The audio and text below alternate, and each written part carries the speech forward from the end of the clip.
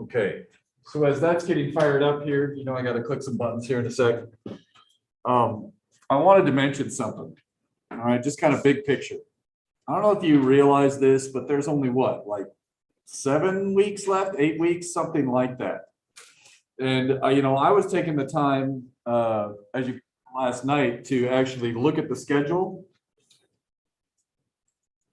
And it's gonna get nasty really soon, right? And so you know how the end of the semester gets. I wanted to mention something.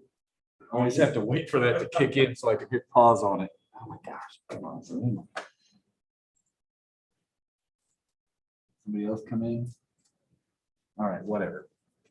All right, and so I guess what I would recommend to you is to take a look at the rest of your semester. Maybe this weekend, you know, we got lab, let's just get through this week. But I would start back calculating, planning, when am I going to study for this final? When am I going to study for that final? When am I going to study for this test? And start working your way backwards. You saw the email I sent out, or the Canvas announcement, or whatever you call it, where I moved some stuff around. In particular, I had to move back the tests 1 week for this class, which means that last week of class, you got a test.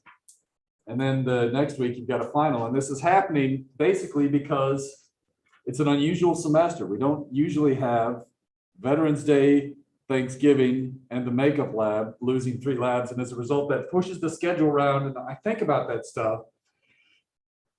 It's all fine until you get to the last week of class and you haven't been keeping ahead in your work. So if you're not keeping up with the work, at some point, this class is going to get you. So I guess what I'm saying is, just because I moved back the tests a week, I want you to still pretend like the test is coming October 18th, okay? And try to make that your goal to be ready and get all of your classes caught up, or it's going to be really painful. And yeah, that Thanksgiving week, right? You're going to have to be planning on doing a lot of work that week. So I basically keep the pressure on yourself. Just because I moved the test back, you don't really have any time. You've got to be ready. All right. So that said, let's talk about a new type of circuit. All right. And I'm going to mention a couple of things here before I do that. KVL and KCL.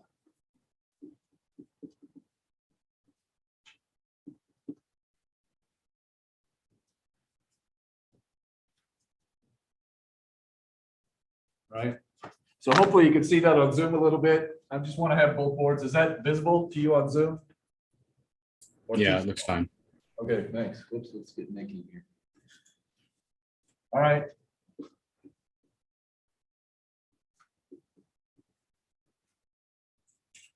All right, and so this is KVL, Kirchhoff's voltage law. It's basically conservation of energy for a circuit. So it's a pretty fundamental thing here. In words, it means sum of delta V's around a loop equals 0. Now, this doesn't mean anything to you yet. We'll do examples all day here. Right?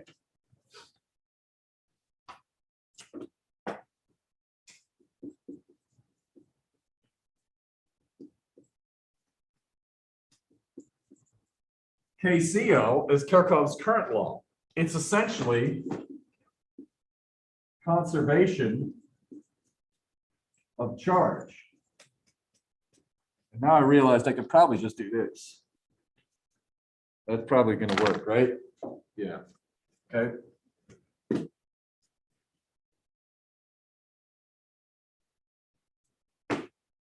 All right. Now, what does this typically mean?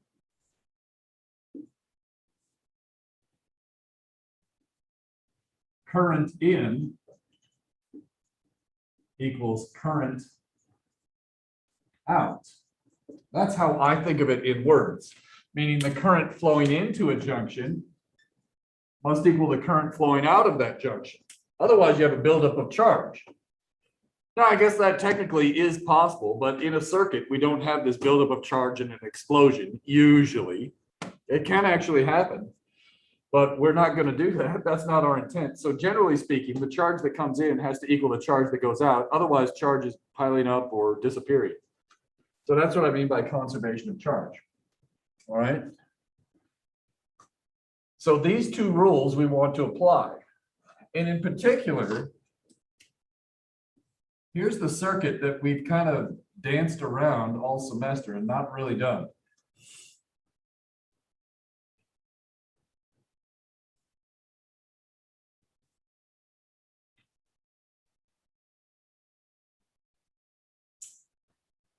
Obviously, this is just one circuit, but it's indicative of a class of circuits. In this particular case, let's say I label these resistors 1, 2, 3, 4, and 5. It doesn't matter.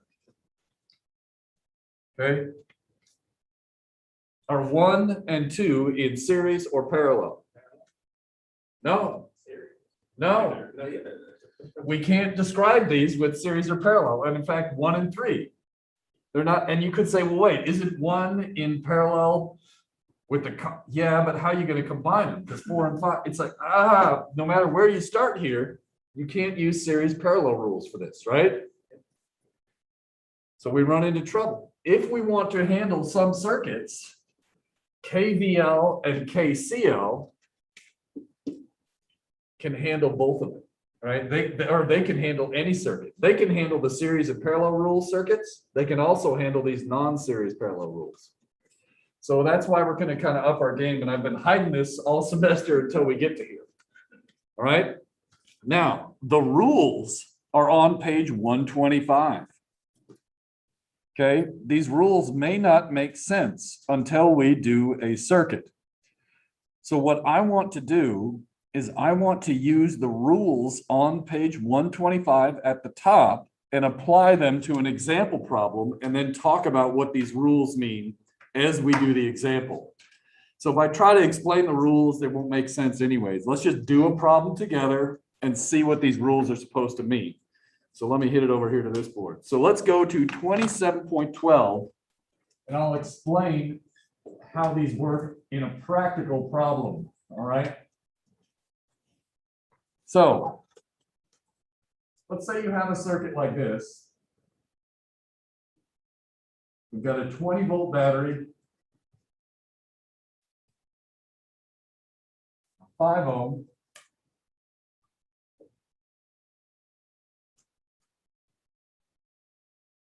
let me come way over here. Oh, then there's a 10 ohm.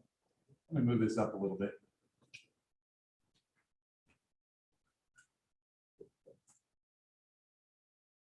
And there's another 10 ohm.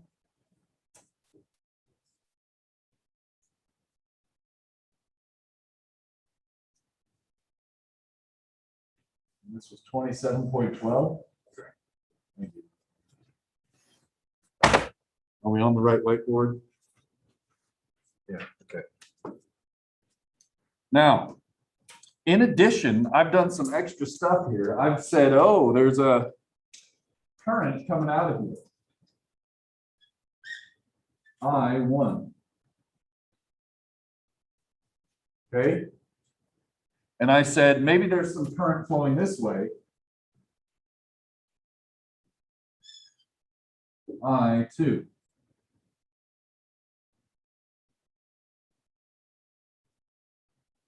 Now I'm going to deliberately introduce a mistake.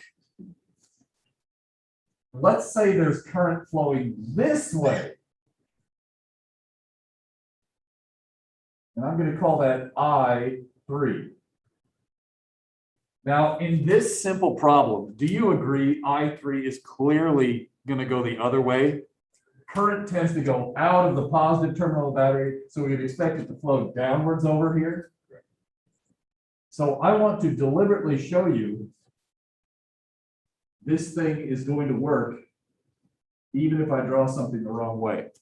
Okay. For example, most circuits, I just want to point out, when you draw a circuit, do you agree we normally don't draw I1 and I2 and I3 on them? that usually, like if an instructor hands you a circuit, don't they usually just show you batteries and resistors and say, figure this out? So in this case, normally these would be things you would draw. So it's quite possible that as a student, you might make a mistake and draw one of them the wrong way. I would too as an instructor, right? Everybody makes mistakes. Okay, fine. Now, we've got loop 1 and loop 2. And they're both going this way. There's loop 1, and here's loop 2. Okay, got loop 1 and loop 2. Now, there's also going to be some junctions here. Up at the top, I'm going to call this J1 for junction 1. This is I'm going to call J2 for junction 2. All right.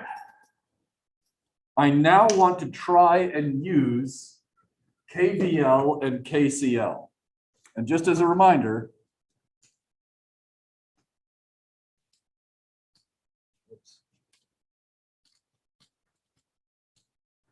we're trying to use these, right? I want to use the fact that the sum of voltages around a loop is 0 and current in is equal to current out. Which one of these laws, KVL or KCL, do you think I will use to create an equation for a loop versus a junction? Basically, which one do you think we use for loops and which one do you think we use for junctions? Current probably goes for loops, right? Current looks like a junction. Oh, never mind. See it coming in and out of a dot there? Do you agree, Christian? Yeah, no, I see that.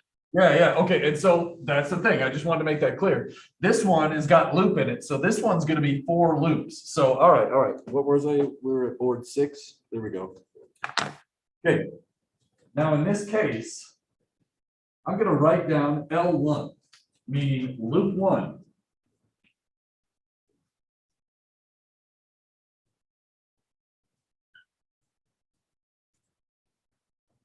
I'm gonna pick a starting spot.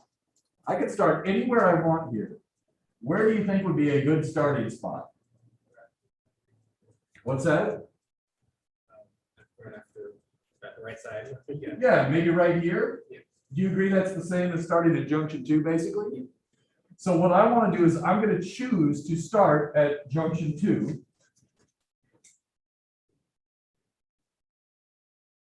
Just because I've got that labeled, and that makes it easier for me today, right now. All right. Any resistors, any batteries, anything, capacitors? Nothing. Aha, I got to something. Let's follow the rules. I'm passing a battery, do you agree? And I'm exiting on the plus or the minus terminal when I go upwards. Which one of these is the plus terminal? The top. Yeah, so this is plus. So should I write plus 20 volts or minus 20 volts? Plus 20 volts. Okay, so obviously you don't need to write the plus sign, but I'm going to do it right now. Plus 20. Now let's keep going. Is this a circuit element? Is I1 something that you could touch? No. No, so we just keep going. This, we've got a resistor. I look at my rules. Am I going to write positive IR or negative IR for this? What do the rules tell us? Add, so IR is positive. Add it. Subtract it. Look at the rules again. Look at my loop direction. Does my loop direction match my current direction for this one? That's what that error means. Okay. Got it? That's what these rules mean. That's why I was saying we have to do a problem. Do you see that if loop direction matches direction drawn for current, subtract IR? You know what I'm saying I now? see that And so, right, in order to make it units of volts, right, I'm trying to make these volts.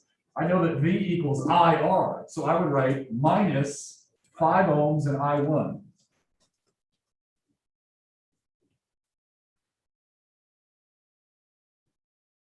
Sloppy. Got it?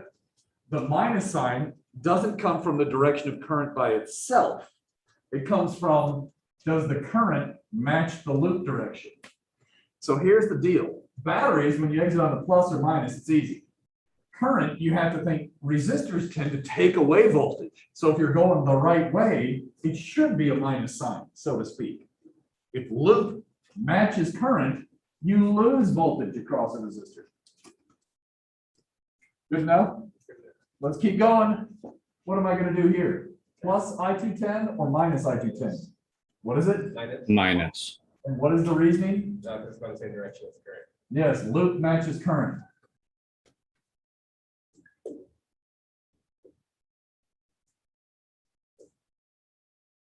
Have I gotten back to start? Yes. Okay, so you have to junction that, so you- Yes, I'm back to start. Is this an equation?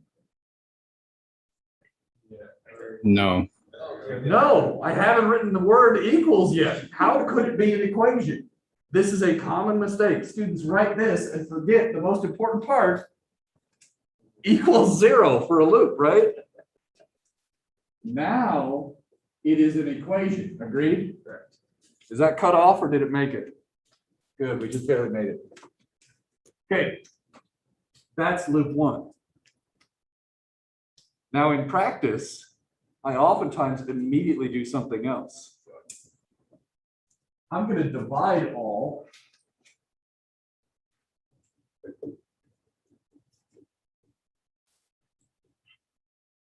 In this case, the resistance 5 ohms. Do you agree that everything in the circuit has resistance multiple of 5 ohms? So I'm just going to divide that out to clean it up. What do I get when I divide 20 volts by 5 ohms?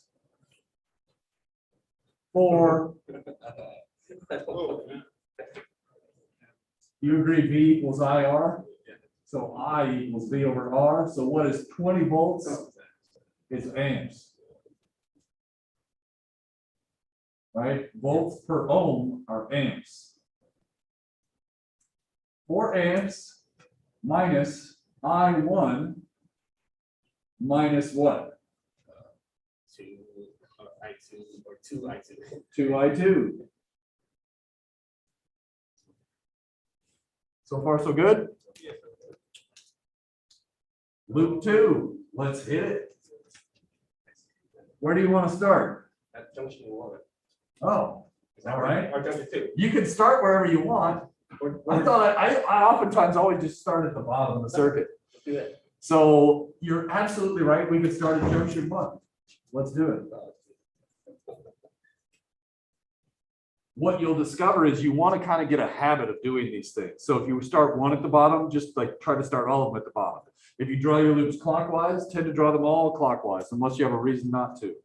I'll explain more on that later. But basically, it's easy to screw up a minus sign. So you try and make these as systematic as possible and get a procedure and just always do the same procedure. You know what I'm saying? Yep. All right. All right, help me out. We're starting at junction 1. The left. I'm going this way, so what do I get? Negative 10. Plus 20 volts. Plus. Plus what? Plus 10. I'm waiting. You're close. Plus I3 10 ohms. 10 ohms is not a voltage, right? So remember, they have this pattern of always being IRs or E's. You know what I mean there? Yes, Christian. We know this is wrong. Just trust me. I'll show you what happens. Have a little faith and just give me some latitude. Is that cool? Yeah. It's sort of like momentum problems where you could pick the wrong way and then at the end you could get a minus sign and be like, oh, I guess it was moving the other way. Not bad. Same idea here. Okay. Here we go. Shit. What was it? I forgot already. 10 out of 10, yeah. Plus I310, right? It's positive because loop direction, opposite direction current drawn. But that's why it's plus. Loop direction is opposite direction current drawn. Keep going. Plus 2. Yeah. 10. What was it? I2 10 ohms plus or minus. Right, because, yeah, current flows opposite loop direction. Nice.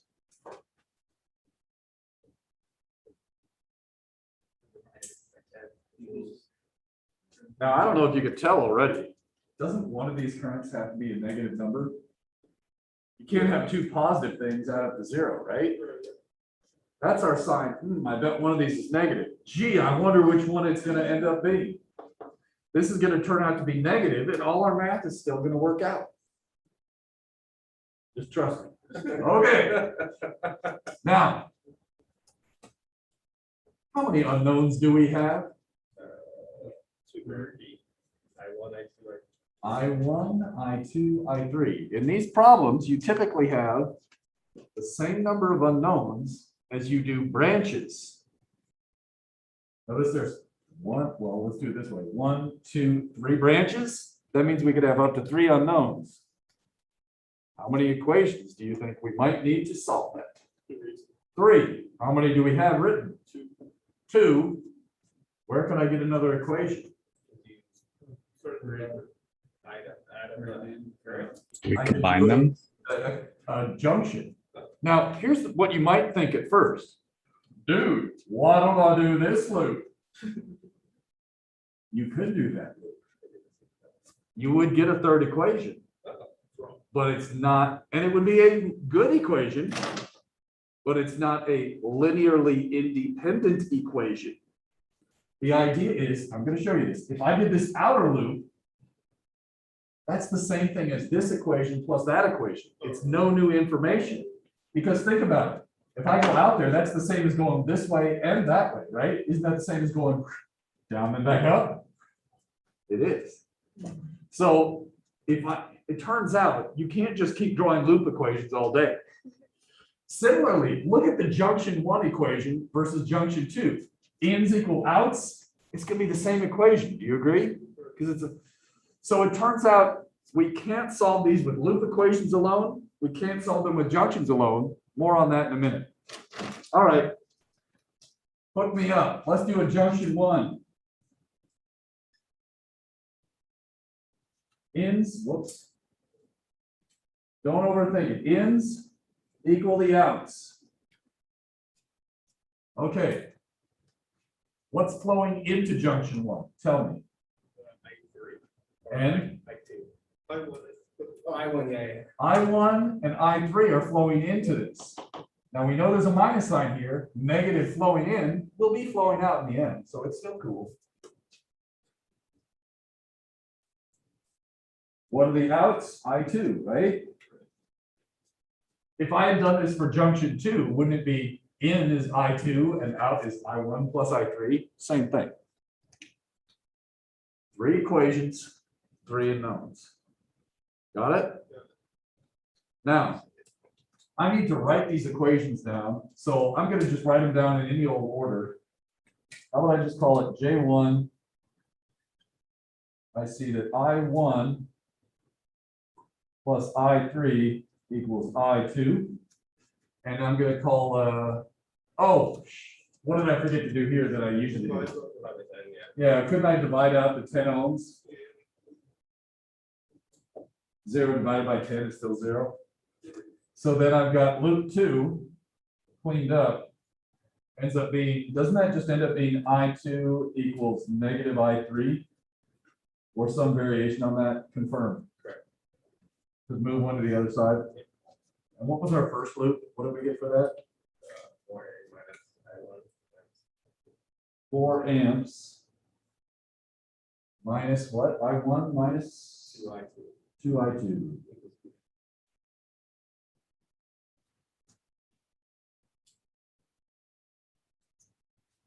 Starting to get the style here, the pattern. Now I need to erase these.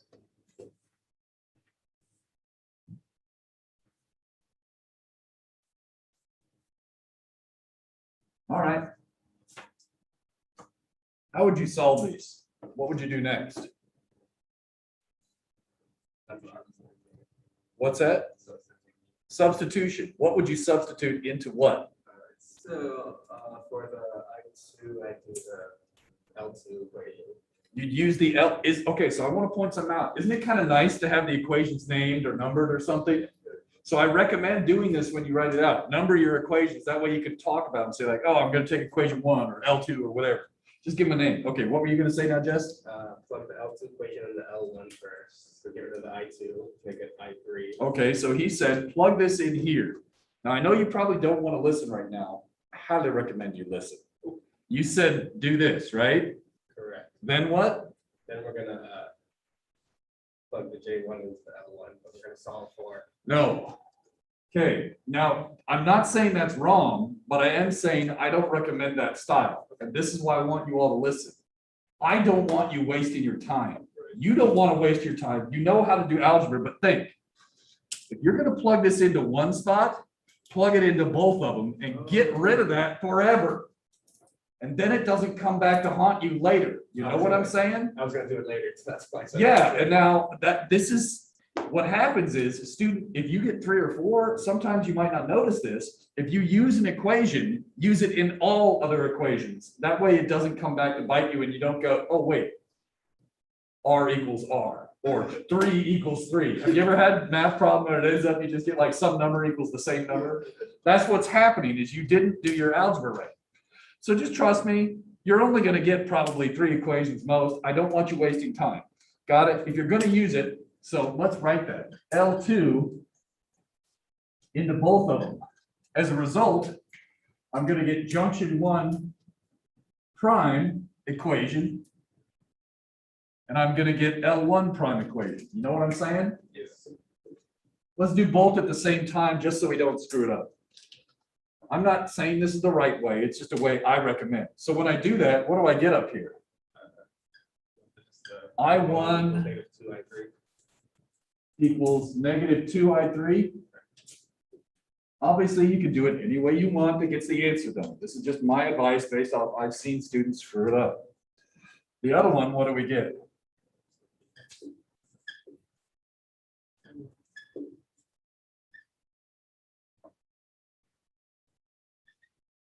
Does it become that?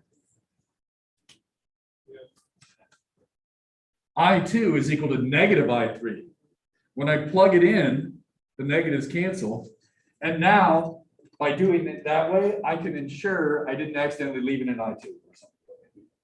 Are you okay with that? Yeah, I'm just doing the rest of it. Yeah. Now, I spent a great deal of time doing this in glory detail in the solutions. And I showed you one way to do it. Obviously, there's many other ways. All right, let's finish this. Now, it's pretty easy, right? 2 equations, 2 unknowns, we're in a happy place. So let's just plug that in. What do you get? 4 amps minus -2I3 plus 2I3 equals 0. 4 amps plus 4I3 equals 0. I3 equals -1 amp, right? This is what we expected. I3 was drawn the wrong way. Let me write it this way. Negative sign on result indicates actual current flows opposite direction drawn. I'm using the same words Dom will use, okay?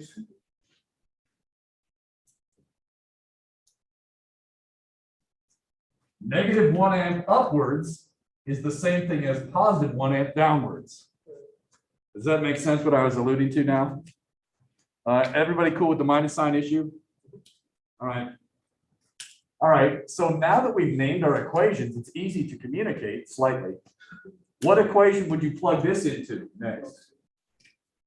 L2. So into L2, what do I get out of that? What's I2? Okay. And then what would we use next?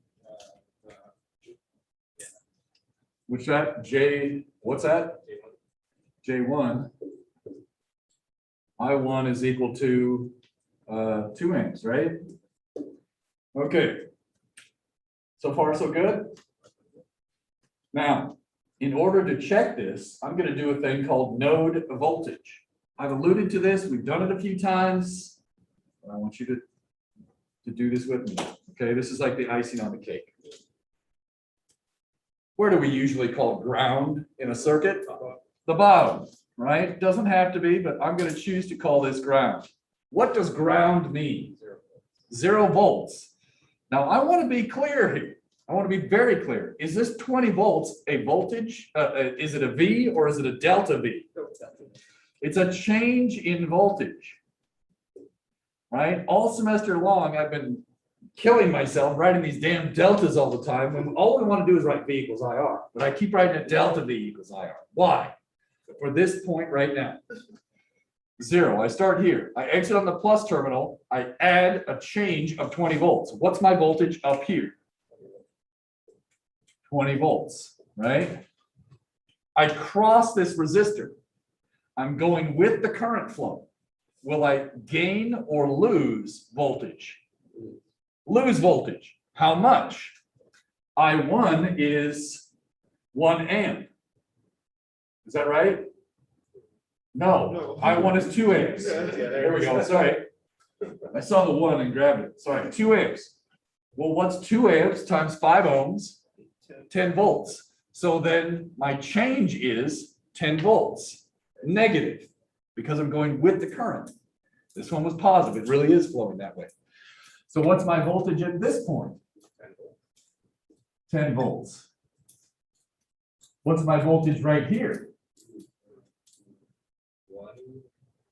0. 0. I'm back down to 0. Check. Should it change by -10? What was I3? -1. So that means I3 is really 1 amp this way. So as I go down, should I be losing voltage or gaining voltage? Losing. Right? You'd say gaining because you're going against the current, but you're going against the negative. That's the same. See what I'm saying? And so that's the downside of not guessing correctly. It's harder to think. But I went down 10 volts. Oh, okay, good? What do you think? Oh my goodness. Not terrible. Okay, we're doing all right. Any questions on this? Yes. So to sure you draw the current right, it's just positive for the positive. Okay. Path. Like There is no right way to draw it. That's something that's fundamental about this, right? You don't have to draw it correctly. Now, generally speaking, we like to guess and guess correctly, so to speak, I just said correctly, even though I said it's not correct. What I mean is, it doesn't matter if you draw it the wrong way. However, generally speaking, we expect current to flow out of a plus terminal. And so here, I think that, and then I'm like, well, shouldn't it split up and flow down? So we would probably never guess this. All But right, it's probably not obvious for other reasons, right. you know. And just a second, just like it doesn't matter how you draw these directions, do you think it matters how you draw the loop directions? If I screwed up and drew the loop direction the other way, what would happen to every single term? It's just flipping everything by -1. Do you agree multiplying by -1 doesn't change anything? So it doesn't matter which way you draw the loops. It doesn't matter which way you draw the eyes. So when I give you a circuit, generally speaking, you have to draw it and label it so I can try and grade your work. All right. Yes. So we can, if we're not given a specific loop or Yeah, we'll do an example. area, we can choose ourselves. You generally choose whatever you want, And then and then it's really fun to grade. Yeah. So generally speaking, what do I do on these types of questions for an exam? I say, write a correct set of equations and make sure you label your diagram, and then I check the equations, your diagram, and the answer, and I don't check any of the algebra. So it's either all, half, or none on these types of questions. And they're generally 2 loops or 3 loops at the most. So it's not like, let's imagine a 6-point question. You're either gonna get 0, 3, or a 6 probably. Or actually, most common, it's 0, 2, or 6. Well, no, 0, 2, 3, or 6. Sometimes people get one of the equations wrong, and that's why they miss all the algebra. Sometimes they get all the equations right, but screw up in the algebra. And don't get the answer right. Got it? Yeah. What if I wanted the power through this 10 ohm resistor? How would I get it?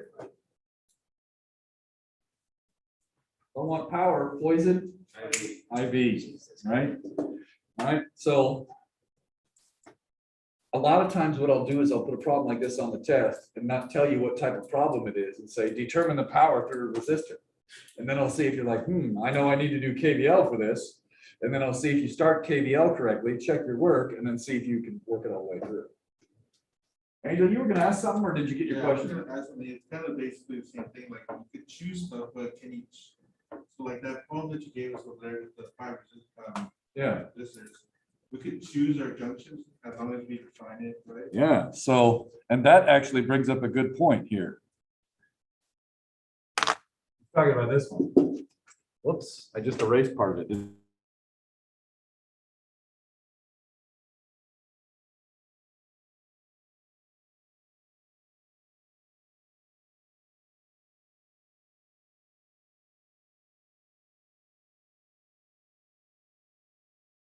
Loop equations and junctions to write down. And how many unknowns do you have? Well, first, let's count the branches.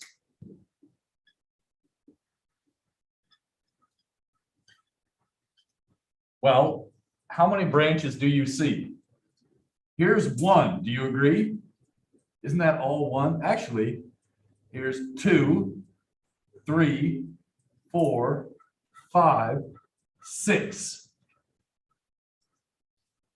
6 branches in this case. Do you agree? What's the maximum number of unknowns then? 6. Now, to be clear, the unknowns could be the currents, or it could be some of the resistances. Maybe I give you the currents and you have to figure out, or it could be a voltage, whatever. But the idea here is there's at most 6 unknowns I could give you. Now I'm going to say, Is there no branch on the bottom, or am I Oh. not seeing? Is that 5? This is the same branch. Oh, yeah, okay. I drank a diet soda with caffeine. So now this is what class will be like. All right, sorry, my bad. Are you good on that, Jake? Yeah, I see that. Right on. So that's the hard part is, right, sometimes when you see a sharp angle, you're going to want to think, oh, there's another branch, but double check. Have you already counted that pipe? So a branch is like a pipe where fluid could flow. You don't have to do it this way. You also don't have to pass. So I'm going to recommend you listen to me. All right. Count interior loops, right? Rather than counting like loops on the outside and stuff like this, just like this one we did over here, there was 2 loops. It's kind of like this. Think of this like a stained glass window, right? This is one piece of the window, another piece. Each one of those has a single interior loop. If you do only interior loops, you never screw up. Okay, so here's, you agree that's loop 1? Here's another interior loop. Loop 2. Loop 3. Now, in this case, did you notice what I was doing here? What do you notice about all of these loops? They're all going the same direction. If you can do that, that's usually a good idea because then you get in the habit of doing every single circuit the same way. All right, so you don't have to though, right? There's no reason you couldn't go the opposite way. Just pay attention to what you're doing. However, if you do them all the same way, you tend to make fewer minus sign mistakes, right? So how many interior loops we got? So how many loop equations we gonna get? 3. So how many junctions am I gonna need? 3. Yeah.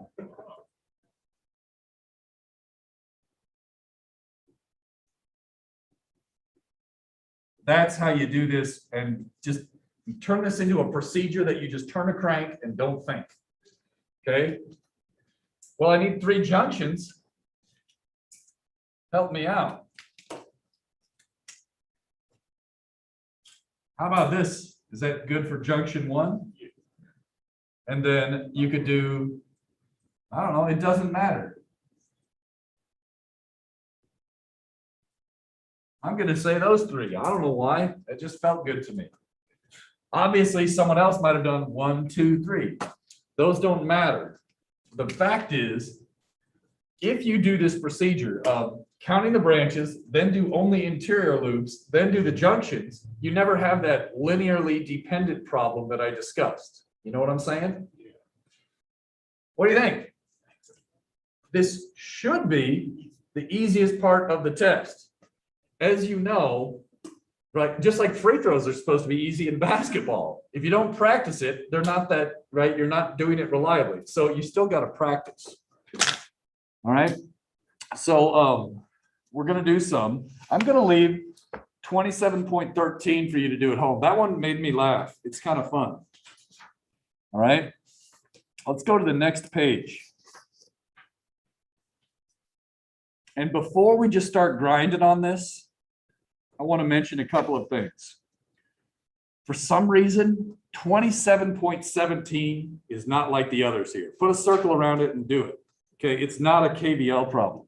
I don't know why it's there. Yeah.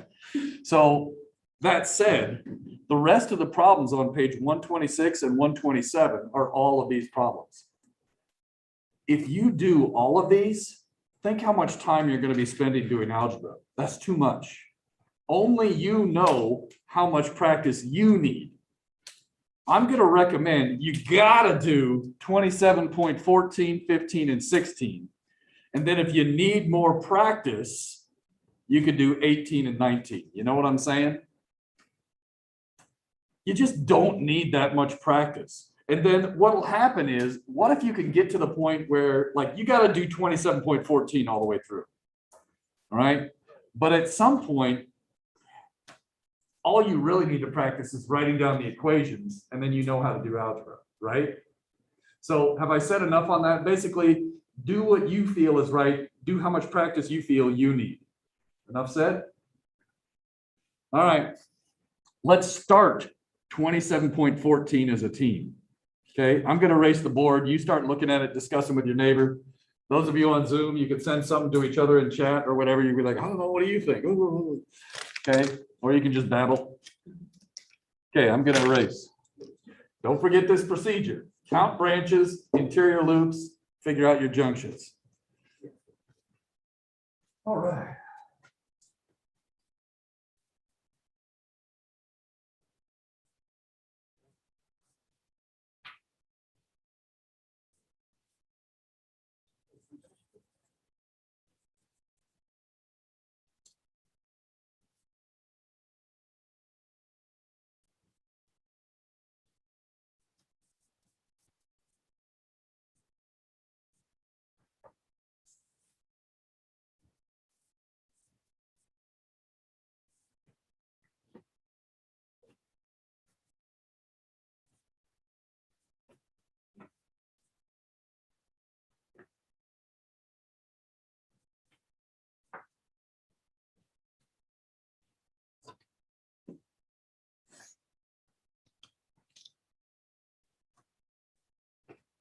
What was I doing? 27.14?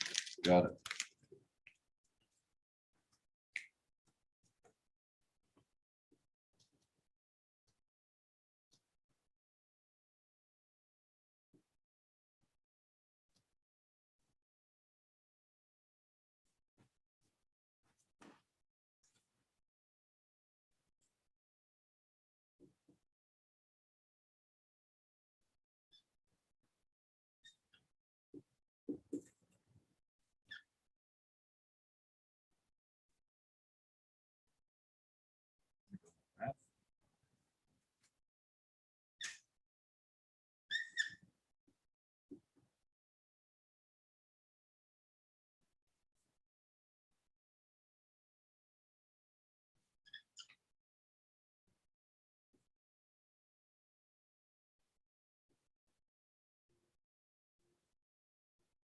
I'm going to give you another minute here. Just keep working. I'm going to try and make sure I match my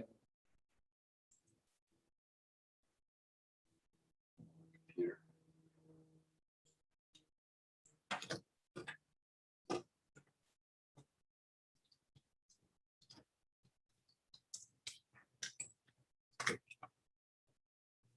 You can check with your neighbor if you want. See,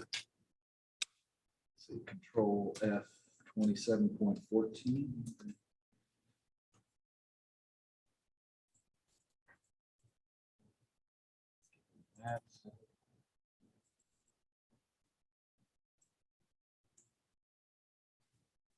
Okay.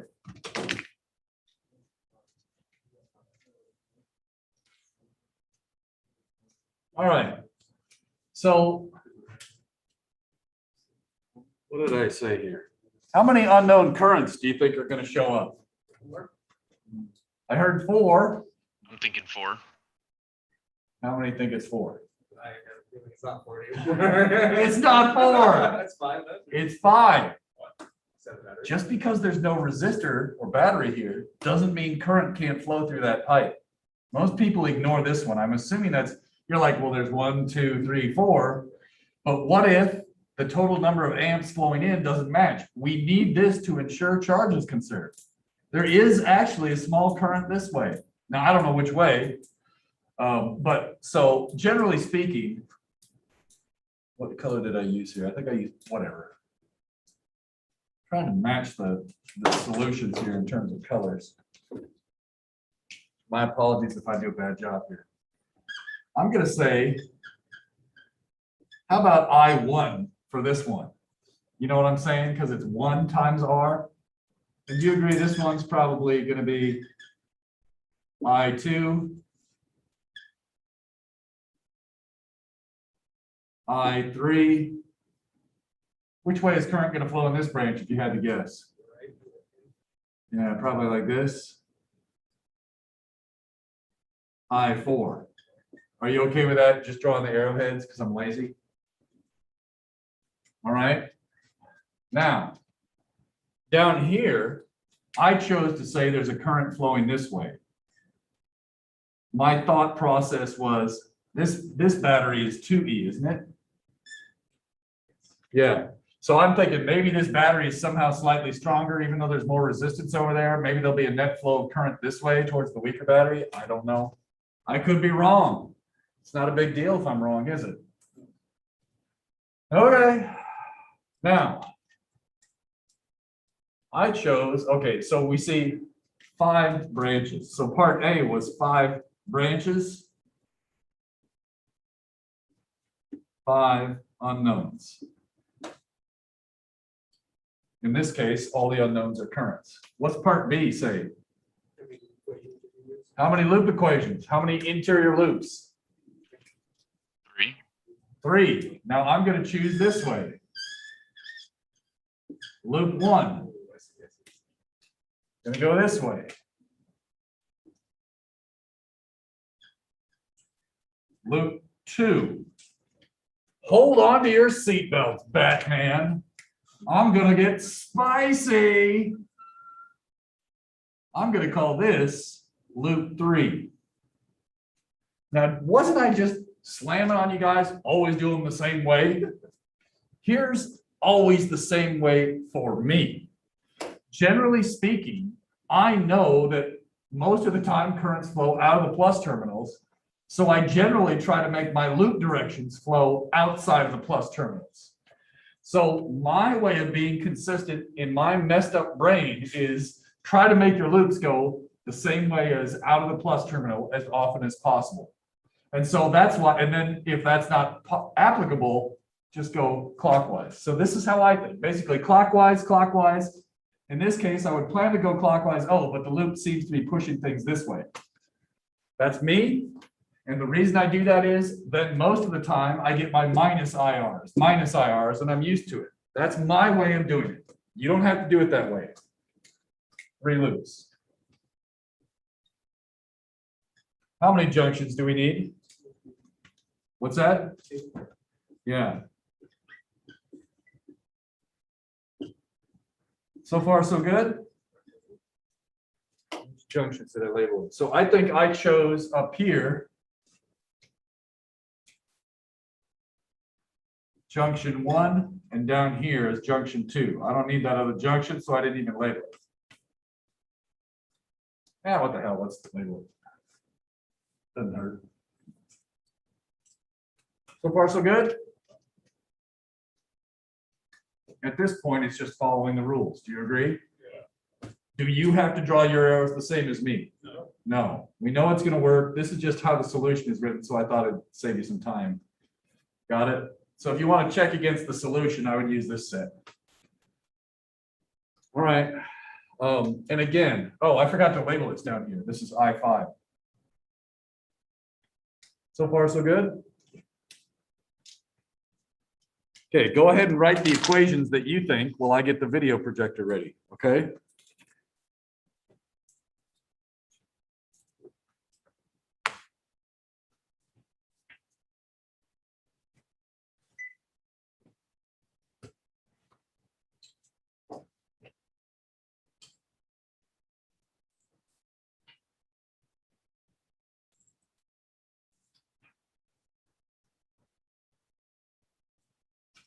On Zoom, are you seeing my screen share?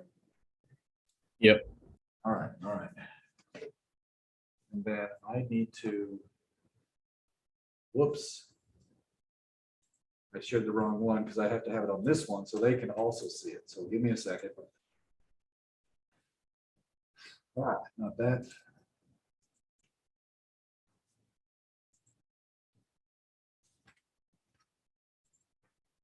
I think that's it.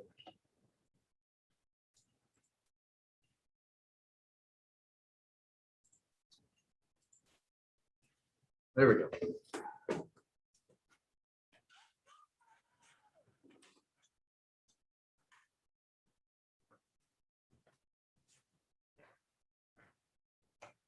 Okay, so Zoom, you can see it. People out there in the class, you can see it. Do you need another minute? It looks like you do. Go ahead and write your equations.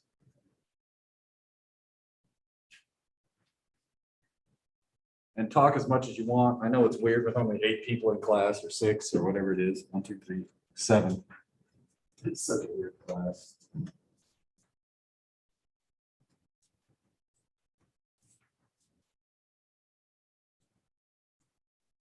Dominance, this is here.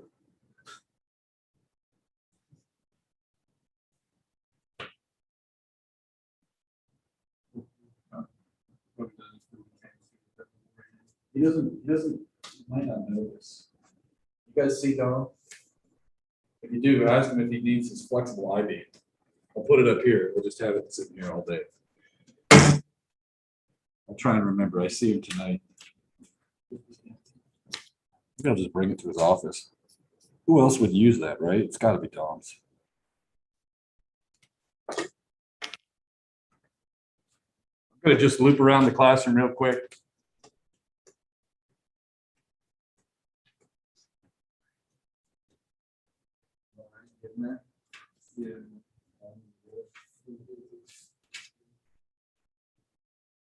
If loop matches current direction. So here, we go that way, yes. So it would be plus or minus. Matches, so it's. Here's my line. Okay. All right. So in the interest of time, I'm realizing I can't spend all day on this. I know how much time it takes to do the next part. I want you to just maybe give me your attention really quick. Sorry if I didn't give you enough time, but you're probably going to get something that looks like this, right? A bunch of equations. And then what I did is I simplified them over here and get a set of equations. And so you can see when you get home and you're going to work this out, look at how much time I spent figuring this out for you, right? So I feel like you should be able to do this stuff. It's just linear algebra. Oh, and then at the end, we're going to get these interesting results. Now I want you to see something here. I guess I should write on the screen instead. All right. In particular, you got these solutions. This is an important trick. If you have all algebraic problems, what you can do is just set that value to 1 with the standard units, right? And set the resistance to 1 with the standard unit. The idea is that allows me to get actual numbers over here for the node voltages. And so these numbers that you see going around the loop are the node voltage. And look how small this current is. Look at this current for I5. It's very, very small. So it's not zero though. Remember, you might have thought, can I just ignore this current? If you had ignored it, you'd be off by 8% in all of your values or some factor. But notice you could argue this is 0.28 amps, so to speak, where E is 1 volt and R is 1 ohm. But if you had to change these numbers, all you'd have to do is then, if you had a real life experiment, just multiply E by whatever voltage you really had, et cetera, et cetera. Now, I kind of gave the hint away. You get all these equations. What's a standard way to solve all these equations? If you had a bunch of equations that looked like this, 5 different equations, what's a standard math technique? Matrix, probably. Matrix. Like add them all down. Loop hill. This joke is gradually going to not work because few of you probably even know that movie. So if you wanted to do this with the matrix method, this describes it. To be honest, this is overkill for our class. We're doing physics, not math.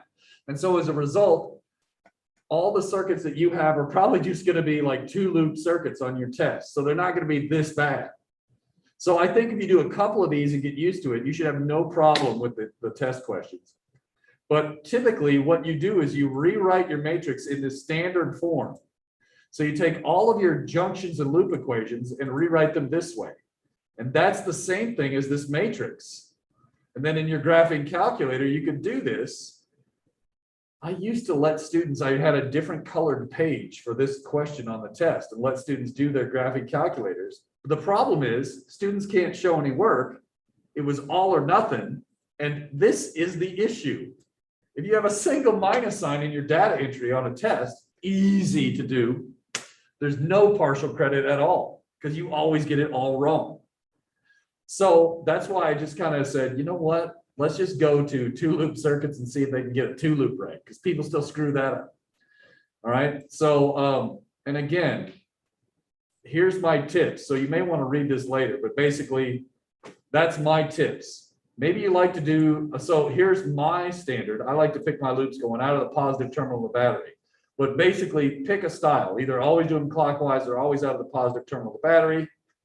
Try to always do things the same way with your currents, either ins equals outs or ins minus outs equals 0. Why would you ever use the other one? Because ins minus outs equals 0 is standard form, so to speak. All right. And then this is the big deal that we saw. If the answer for final current is negative, actual current flows opposite the direction drawn. Questions? So do some practice. If this starts to become automatic, stop practicing it and only do the setup. You know what I'm saying? Let's take our break and call that good on KVL. All right. Any questions from Zoom land? Oh wait, I do have one question. Yeah, I'm listening. For the pre-lab tomorrow, did you want us just to have like the final answer, or like do you want to make sure like each and every last bit of work is Okay, so for your pre-lab tomorrow, this is a good question. I want you to draw those circuits, right? Circuit 1 and 2 on a single page, and just the final answer is fine, but you might show a couple of steps of work for the more complicated ones, circuit 3 and 4. You know what I'm saying? Yeah. So 1 and 2 are so easy, it should be something you could just write down the answer. I'm fine with that. But yeah, if you need something more on 3 or 4, then do that. Okay. All right, sounds good. And I think one of them is 3 pretty easy as well. One of them is the easier of the two, right? It's the one when you have 2 in parallel and then in series with another. And I think that's circuit 4, right? So I think circuit 4, you might need to show a little bit of work, if I'm not mistaken. Got it? All right. And then the Excel spreadsheet, the idea is if you come in with that ready to go, your lab day is going to be, you don't have to spend time on the theory in class. It's just the lab. Got it, Nick? Yep, got it. Right on. All right. Okay,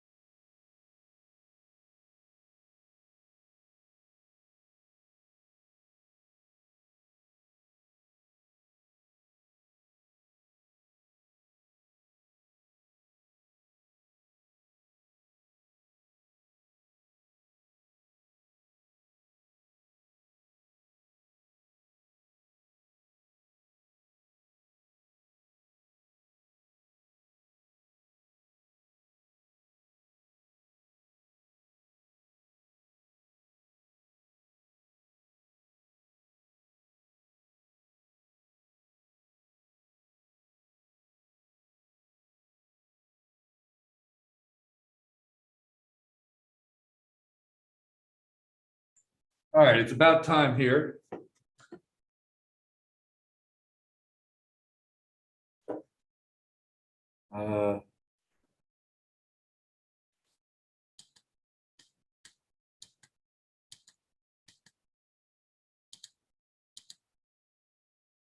Okay. Oops. So I don't know if you can see here. I'm trying to set up a simulation on the screen behind me. Those of you on Zoom, can you see that? Is that visible? Yeah, I can see it. All right, so I thought this might be a different way rather than screen sharing. I'm sharing a screen in a weird way. Right, but then you can see the demo at the same time, and I think it'll make it easier for me to kind of talk to you. Now, I've got a couple of power supplies here. I'm just plugging them in. Our goal now, we've talked about resistor circuits. We've talked about capacitor circuits. What might be next? Put them together. So if we could look on the simulation back here, I'm going to go to schematic view. So keep in mind here, these light bulbs, for us, a light bulb is effectively like a resistor. Now it's a resistor that has a lot of temperature dependence. And so it's not an ideal resistor at all. But it's something that you can see when we're doing stuff rather than just a boring resistor sitting there. You're like, boy, I bet there's current in there. So it helps us see current. All right. So let's go back to this view. So now, and then did I turn these on?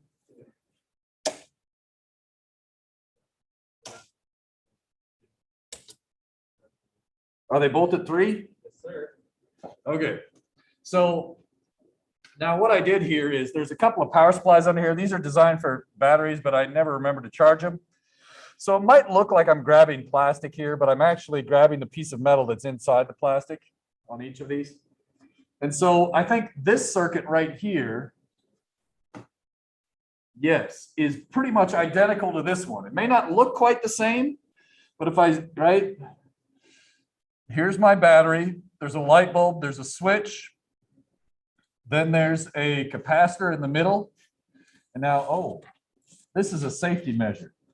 The capacitor was shorted there. These are pretty large capacitors. This is a giant capacitor. Remember that one I showed you that was like a piece of paper rolled up with a piece of metal inside? That's what's going on inside of there. This is a 0.1 farad capacitor. You'll see when we do things like this in lab, we normally use like microfarads or something, right? So this is crazy big. Right? These are like the ones that you'll see in people's trunk to boost the bass. I don't want to forget to unshunt this one too. Right, so all I did there was I shorted these. That way they can't hold charge when I'm not paying attention and accidentally shock myself. All right, well, now I'm going to layer in some electrons here. So these are the electrons in the wire. I'm going to leave this switch open. I'm going to leave this switch open. I'm going to close this one. What do you think is going to happen up here in the simulation when I close this? The electrons are going to start to move. Which way? Is it going to go clockwise or counter? Which way is current going to flow? Here's the plus terminal of the battery, right? This will be current flow. So which way are electrons going to flow? Yeah, right? And then eventually, what happens to capacitors when you leave them connected to a battery for a while? What happens to them? They get filled up with charge. Why don't they keep filling up? What happens inside there? You get an electric field that opposes the current flow. It's going to fill up, and when it fills up, it's going to stop the current. What's going to happen to the light bulb? Say it again. Okay, it's going to get bright, and then when this thing fills up, what's going to happen to it? How much current's flowing when this fills up? A lot or none? None. When this thing fills up, there's so much charge on these plates, it's going to block the current. Now, maybe you're confused about this other segment here. Where's my... Give me a sec. When this switch is open, do you agree everything in this part of the circuit is meaningless? Because when this is open, nothing's gonna happen over here. Do you agree? So we're just looking at a one loop circuit right now, right? So when I close this switch, there's no charge on here. It's gonna be easy to fill it up. Eventually, it's gonna fill up. When it fills up, how much current's gonna flow? None. How bright will the bulb be? It won't be. Ready? Let's look at it. That's all you got. Now let's run the circuit on the sim, right? Whoops. Is that kind of like what we just saw? Notice the top plate is positive, the bottom plate is negative. You might not be able to notice that on Zoom, so I'm just telling you, this is positive and that's negative. You might not even be able to see that 10 feet away. All right, is everybody good with that? Now I'm going to open this circuit. The charge stays there. That's what a capacitor does. It stores that energy in the electric field.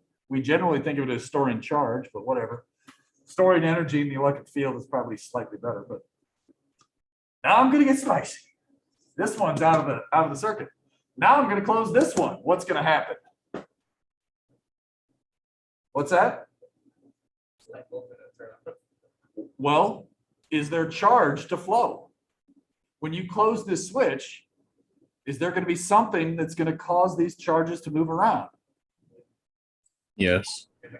That's the whole point of the capacitor. We store the energy here so we can use it later. La, la, la, la, la. I feel like using it now. You ready? I'm going to open this. This one's no longer in the circuit. I'm going to close this one. One banana. Oh, this looks like a one banana time right there. This is a technical term. This was a one banana capacitor circuit. All right. So again, one banana to charge up. If I could get the switch to close. One banana to discharge. All right. So let's see what happens in this.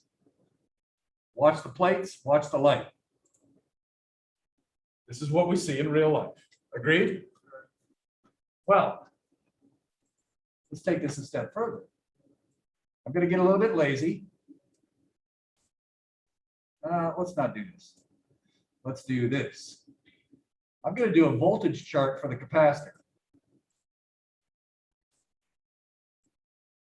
Oops. Let's make sure that thing's totally depleted. All right. It looks pretty close to depleted.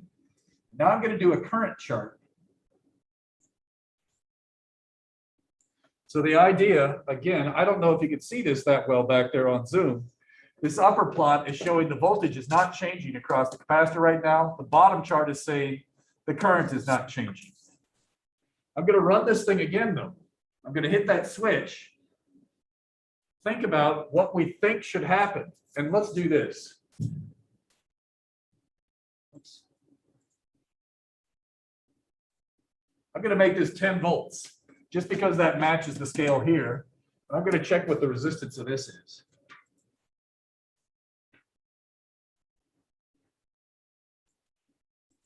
I'm going to make that 1 ohm, and I'm going to make this one 1 ohm. Oops. Oops. Come on. All right, so now both of my light bulbs are 1 ohms. This is a 10 volt source. So what do you think should happen on these charts? I'm going to close it again, right? When I close this, when did we get maximum current? A long time after the switch was closed or just after the switch was closed? When did we get max current? Just after. Just after. Well, if this is 10 volts and this basically has nothing on it, how much current do you think is going to flow? This is 1 ohm. This is 10 volts. What's your guess? 10 amps. 10 amps. 10 amps, right? So let's watch this. Watch these plots. Ready? Here we go. Oh, look how fast that happened. That was too fast. Maybe we need to do this. Okay. So let's try this again. All right. All right. Oh, great. All right. Sorry. I got to hit the play button. I got to make sure they discharge. All right. That happened too fast. I had too many switches open. All right. So now let's get back to this. We're trying to do just this situation here, right? Charge is up. Let's watch those plots again. Ready? Now we see the voltage on the capacitor ramps up to 10. The current falls off from 10. Agreed? That's what I was trying to show. Can you see that at all on Zoom? Yeah, it looks good. You might not read the numbers, but it's going up to some value, and this is falling off from some value. Right? When I discharge it, what do you think the plots are going to look like?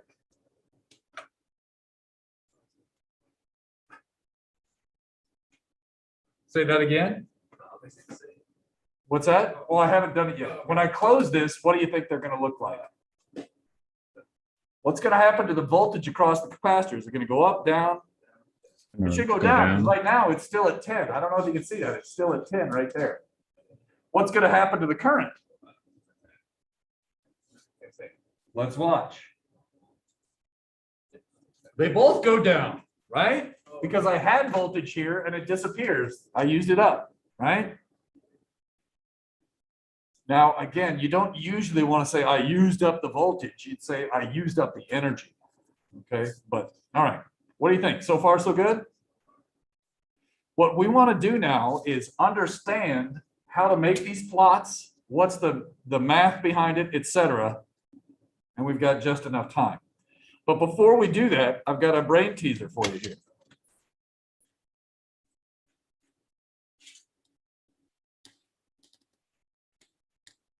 Oops. Okay, so let's start. This is our reference circuit. There it goes, it discharges. This is a one banana circuit, you remember? One banana. One banana. These light bulbs, all right, so cool. Now, let's go over to this circuit. Can you see that on Zoom? My point. Yeah, I see the other one. Okay, cool. What's different? How are these capacitors wired here? In series. So do I have more or less capacitance in this circuit? Less. Less. In series, I get the 1 over crap. So this would be C times C over C plus C, which is C over 2. In series, adding capacitance increases the gap, decreases capacitance. What do you think that's going to do to the circuit in terms of bananas? Are we going to get more or less bananas? Less. Let's see. Now, again, we're assuming all the light bulbs are identical. So if it's less, you better watch quickly. Ready? Whoops. Did I screw something up here? Maybe they were, oh, this one's going. All right, hold on. Let me get around here and see what I screwed up. I hope I didn't screw it up when I was changing things.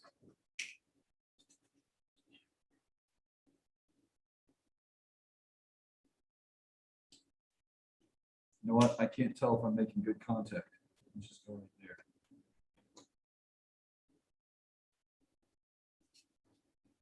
It was a bad contact. I was grabbing too much plastic. Did you see that? Let's check. Oh, this is a 1 but circuit, not a 1 banana. That's about half. Do you agree? 1 but.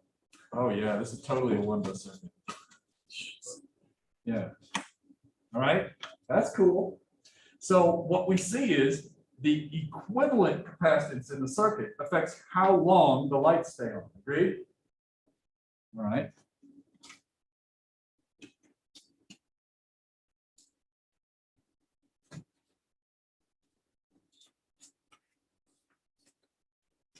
Can you see this on Zoom? Yep.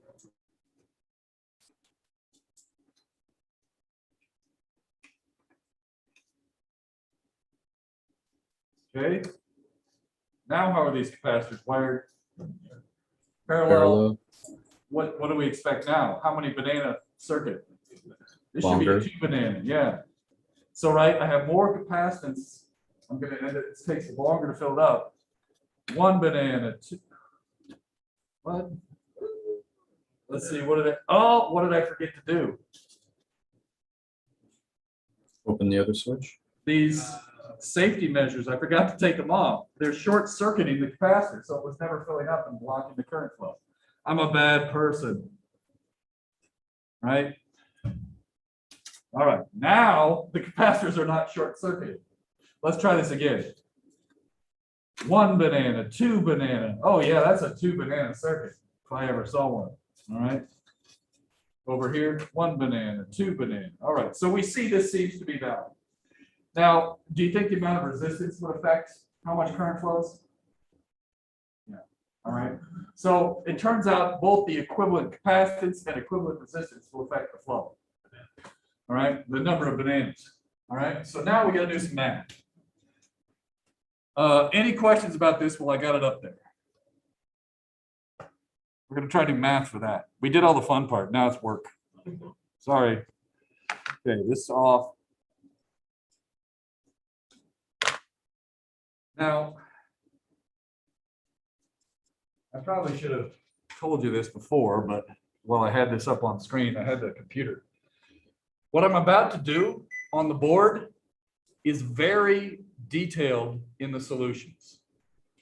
As a result, this is one of the few times I'm going to tell you to not take notes.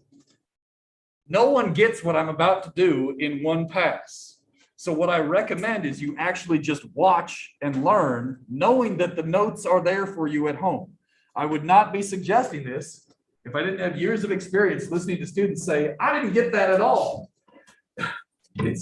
So what will happen is, I think there's a small chance you'll pick up most of it if you watch. And then at home, you can go put the polish on your skills by reading through with the solutions. Did I turn this off already? Is it this one? All right, thanks. All right, let's get this. Hopefully I remember this later. I'm gonna put it over here so I don't forget it. I can just see it getting thrown out and I have to make it one, right? All right, so I'll let you choose. You're here. You're risking your life to learn physics with the COVID. So what do you want? You want to see the pure calculus style or the shortcut trick first? Your call. Do the calc first and then we'll do the short. Yeah, okay, let's do calculus first and then learn the shortcut. Kill our hopes and dreams and then. Okay. So to be clear, this is similar to page 129. So you may want to have page 129 open, okay? And that way, if you see something there you don't understand or whatever, but again, I would listen. In particular, this is very similar to 27.28. So just so you know, that's where it is later when you need to follow it, right? Okay. I've got a battery here. And I've got a circuit here with a switch that's closed. And I've got a capacitor. And I've got a resistor. All right. Now, this has some voltage E, this has some capacitance C, some resistance R. You know what? I might need a little more space here, so I'm going to give myself just a little bit more in case I got to label extra crap. Sorry about that. Now, at some arbitrary point in time, do you agree there was some current flowing, but it wasn't necessarily the maximum? And there was some charge on here, but it wasn't necessarily full? But we know that at some point, there was maybe a couple of plus charges up here, a couple of minus charges here. As a result, there's some voltage on this. I would call this, how about delta V of the capacitor. There's also some current flowing this way. I'll call this I. And there's probably going to be some delta V of the resistor. Now, from experience, how does this relate to the current and the resistance? IR, all right? So we know the size of this voltage is IR. We just learned KVL, so we're going to learn that going this way, shouldn't that be a minus IR? Oh, it is. Okay, whatever. Now, I'm going to draw a loop direction. That's loop one. Well, I only have one direction. So let's just call that loop. All right. Well, generally speaking, don't we often just start at ground and work our way around? All right. So let's do KVL for this circuit. Plus E or minus E?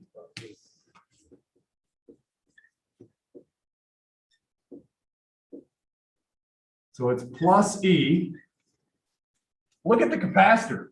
It almost looks like a battery, doesn't it? It's very similar. Take a guess. Would I put plus delta VC or minus delta VC?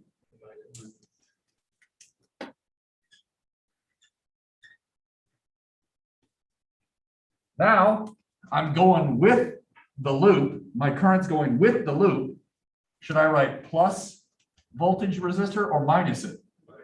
Minus. Yeah. I'm all the way back to home. What do I write? Equals 0. Now,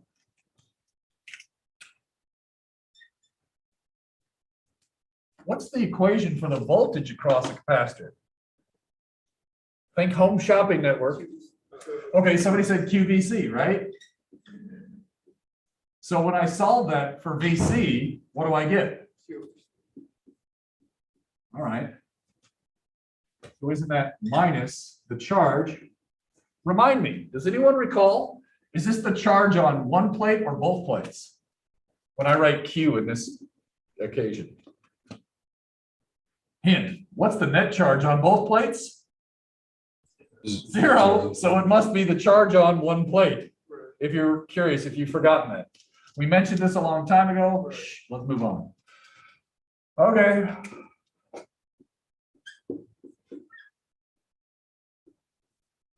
Again, it doesn't matter if you use capital I or lowercase, right? Who cares? All right. Huh. Does anybody recognize what type of equation that is? You might not see it right away. I'm feeling a class. It's math 184. What's math 184 teach you here? Oh my gosh, it's a differential equation. What? Do you see any differentials in here?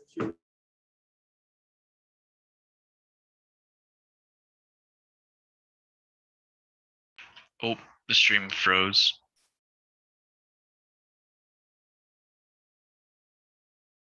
Yeah, it's frozen for me too. Is a differential equation because hidden inside of this definition is Q with the derivative. So far, so good? George said, Yo. the stream froze for like a couple seconds back there.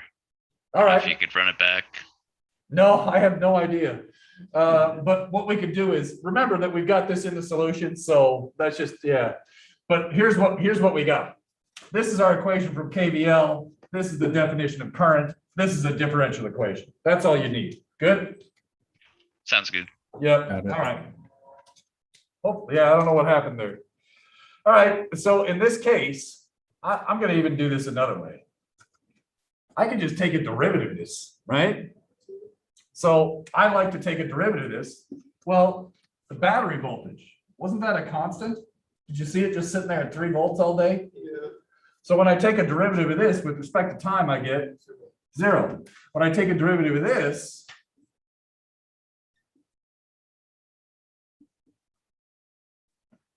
I get that. If I take the derivative of this equation, I get this equation. Now, why is that? Why doesn't capacitance change? It's a property of the shape, right?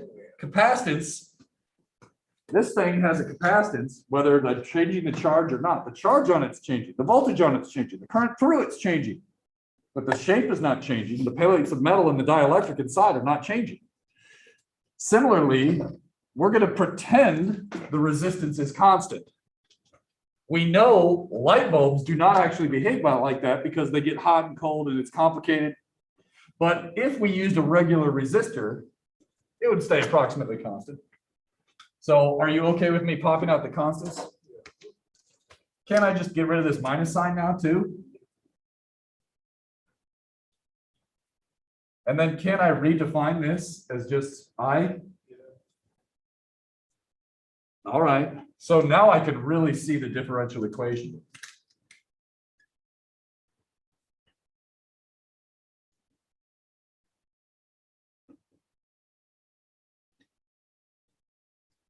Like that.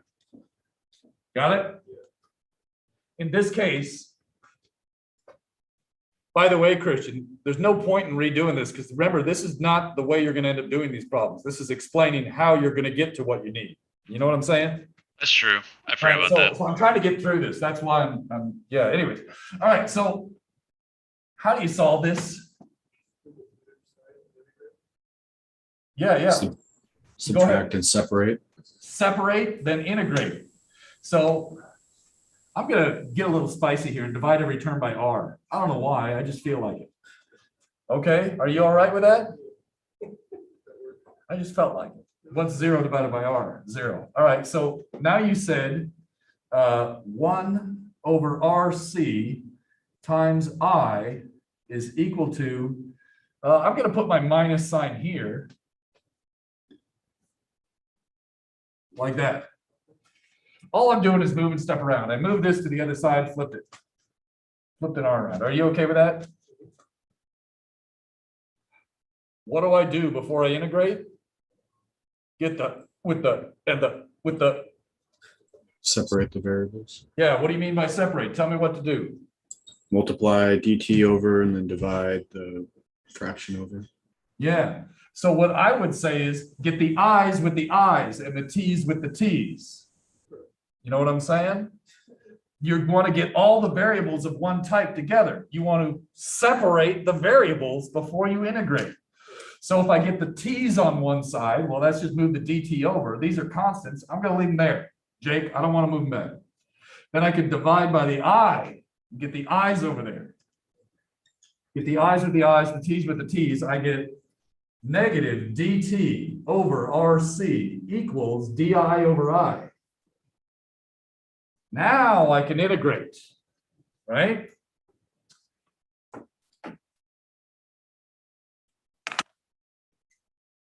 Minus dt over RC equals di over I. I'm going to integrate. Hey, this is a physics class, not a math class. No plus C for me. I don't want plus C. What do I want to do instead? Initial and final.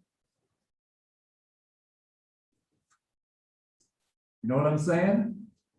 If we put on limits, we don't have to understand plus C. If I do this one, what's a good initial time? 0. 0. And what's a good final time? You could, now, strictly speaking, we should integrate to T final. We should not be integrating T in here and have T in the limits, but maybe I'll just do this. Right? So I'm just going to rename T to T twiddle, or I'm going to cheat and just be wrong. Oh, this feels, I can't do it. I'm just going to call it T final. All right. After we do the integral, you change T final to T. That's strictly speaking correct. Well, tell me what you get on this side. Negative 1 over RC. The constants pop out. I agree. What's the integral of dt from 0 to T final? T final. T final. What do you get on that side? Log of, yeah. Fortunately, I know current's constant. Right. Cool. When I have limits, it's always log of final over initial, right? Because you get log final minus log initial, and then you. Yeah. But I is what we're using, so I don't want to write F and I. F and I. So I would say I final over I initial. Got it? Wait a minute. Let's do a quick unit check. What are the units of this side? Nothing. What must be the units of this side? Nothing. What must be the units of an ohm farad?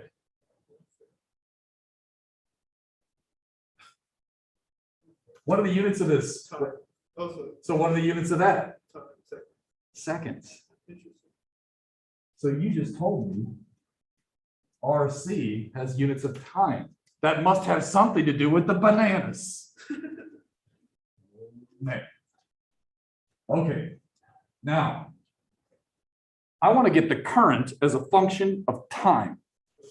Which parameter in here is current as a function of time? T final is time. A log. No. It's one of the terms in the log. Which one of these is current as a function of time? I final. The final. You tell me the T final, I'll tell you what the current is. So this is essentially T, and this is the current as a function of time. I want to get I as a function of time. What do I do? E to the both sides. Now, e to the, or exponentiate both sides, right? If I e to the both sides, what happens to the log? Goes away. What do we get? I of t is equal to I initial times e to the negative t over tau, where tau equals RC as the units of seconds. Right? I don't know about you. I don't want to do that every frickin' time. Do you? No. Wouldn't it be nice if there was a shortcut? All right, but before we get to the shortcut, let's see. Does anybody have any questions on this?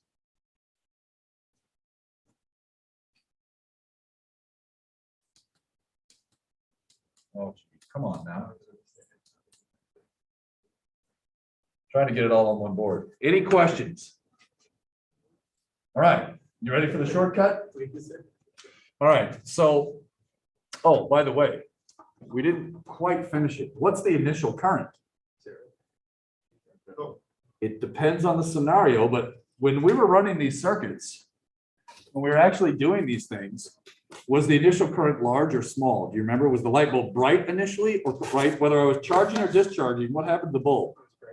It was bright at first, so the initial was the maximum. So sometimes we actually write it here, I max. Right? Which, if you have a circuit where this is E and this is completely uncharged, it has no effect on the circuit, what would be the maximum possible current? If this had no charge on it, it would be as if it's just an open, closed switch. Well, if I have voltage E and this resistance and nothing else in the circuit, how much current would I get? E over R. E over R. Right? All right. Ready for the shortcut? And again, I've got this shown somewhere in the write-up. We don't need to write this down, so I want you to pay attention. All right. But you're probably going to have to do this again over the weekend. All right.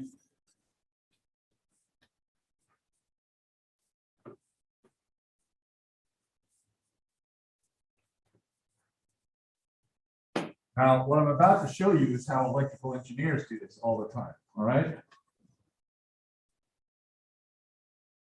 Let me just see where my board's at. Hey, on Zoom, tell me when I got to stop. Stop. Right about there? Yep, perfect. Stop. Oh, little to the right, sorry. There you go. There? Got it. Okay.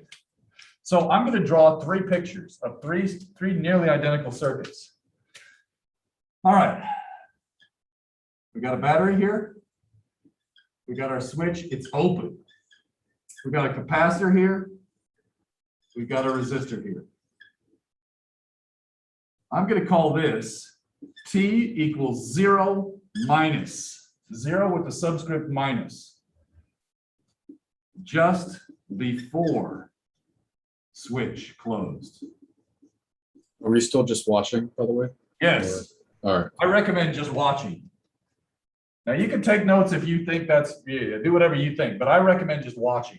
I've got this written up in the solutions too. All right, this is just before. Plus you got the video you could watch back if you need it, right? For this one, trust me. Just do what I recommend. Switch closed. We got a capacitor here, a resistor here.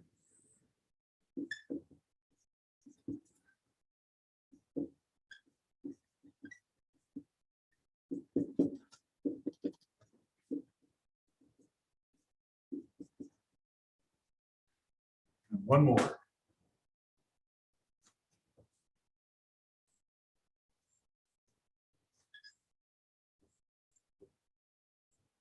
Several bananas later. Several bananas later is called t equals infinity. Long time after switch closed. Now it's a lot of drawing, but drawing's easier than differential calculus. So just tell me here, we're starting simple. Right now, everything's been just sitting here like this for a long time. What's the voltage on the capacitor? Are you okay if I get lazy with the deltas? I'm gonna stop writing the delta for this one only. Right? I have a capacitor that's uncharged. There's one special thing we need this picture for, and one thing only. It's this. We use the 0- switch just before the switch is closed to determine the voltage across the capacitor. Why? When you close a switch, a capacitor preserves its voltage. What do I mean by that? Just because I close the switch, the charges can't instantly pile up on that capacitor, right? If I can't instantly pile them up, it takes time for the voltage to grow. It takes time for the voltage to change. If it was fully charged, it takes time for those charges to leave. So whether you're charging or discharging, we expect a capacitor will preserve its voltage. Well, 0+, just after, what thing do I know already? The voltage across the capacitor is 0. Ding, ding, ding, ding, ding. What is the charge then? Now, all day long, this battery has voltage E. If this, we're going to do a quick KVL. What has to be true if you go all the way around the loop? What's the sum of the changes in voltages? 0. 0. Well, if this one's got E and this one's got nothing, what does this one have? How much? What is it? Oh, negative E. Oh, yeah. Oh, forget the signs. Okay. Yeah, yeah. We're just getting the size of it. Yeah, so I didn't, yeah, so, well, wait a minute. Now that I know this, what's the current? E over R, that max current. So now we know how to find the max current. So far, so good? Well, a long time later, several bananas later, what happens to the capacitor? Cap fully charged. What happens when that cap gets fully charged? Yeah, electric field, blah, blah, blah, blocks current. Do you agree? Well, if it blocks the current, what piece of information do I know in this picture? IR is 0. I is 0. Wait a minute, if there's no current, well, if there's no voltage across the resistor, oh, I can't help it. You see that? Sorry about that. Huh, do KVL. What else do I know? Voltage is in the capacitor 0. Close. What's true? I have E on this side. How much do I need on this side? E. This one's got none of it, so. Got it?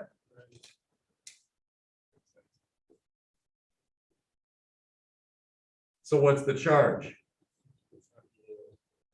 Come on, guys. This is EC. Yeah, you thought it was not ever coming back. No. Isn't that terrible? That's so easy. I love that joke. I can't help it. All right, I got to get over it. All right, so far so good. Now we've got a magic equation that's on our sheet. it turns out the general solution to differential equations, look at the top of that page. We have an equation. I'm running out of room, so I'm going to write it here.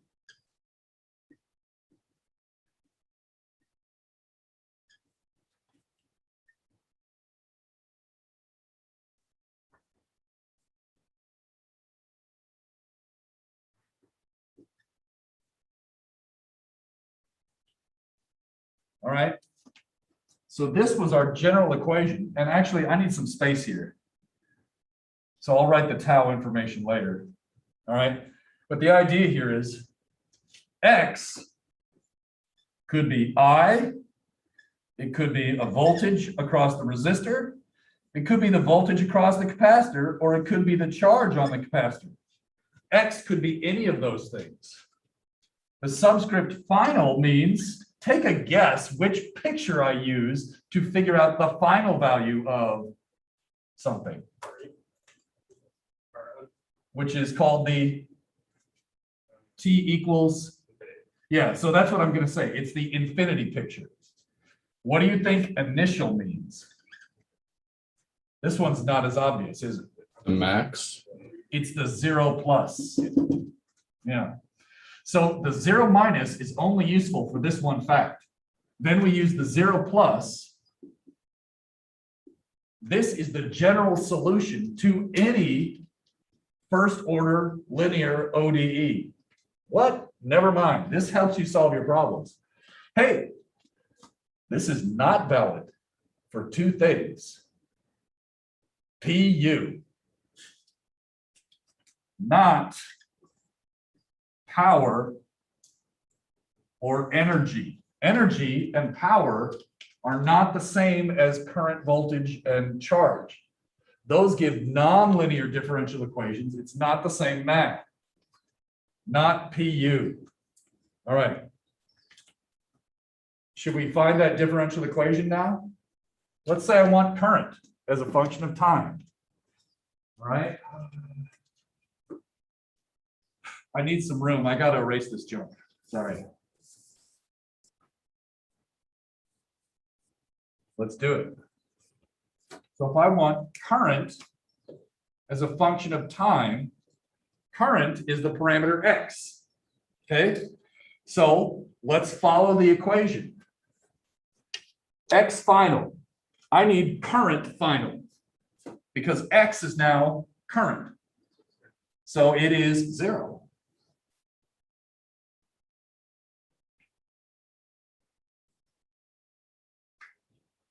What's current initial? You said it was E over R?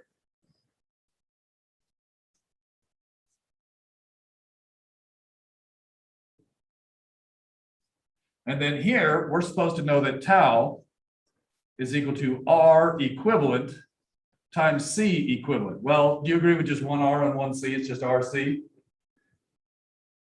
When you rearrange this, what is I as a function of T? E over R times E. This is kind of sloppy.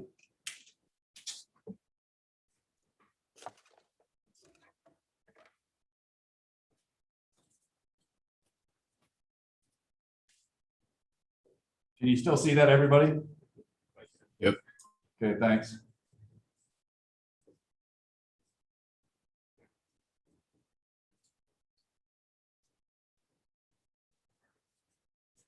Got it?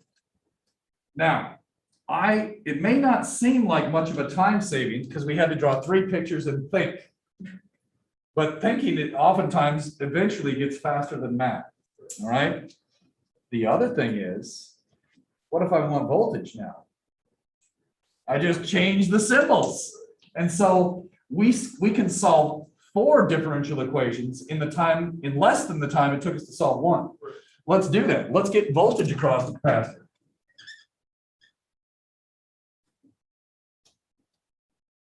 I'm running out of space, so I'm going to go in here, okay? Let's say I wanted to get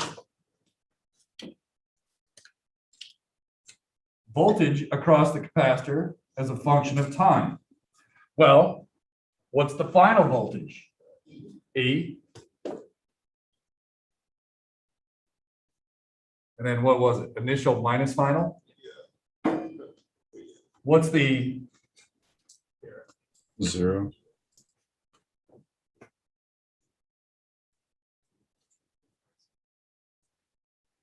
well, let's clean this up.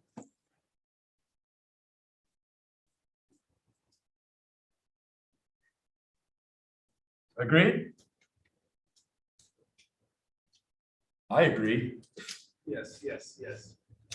Let's factor it out. Huh. Any guesses what these graphs look like?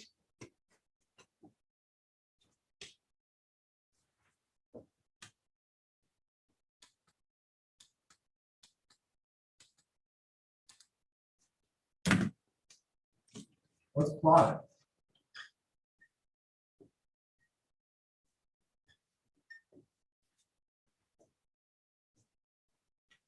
All right. A little room here.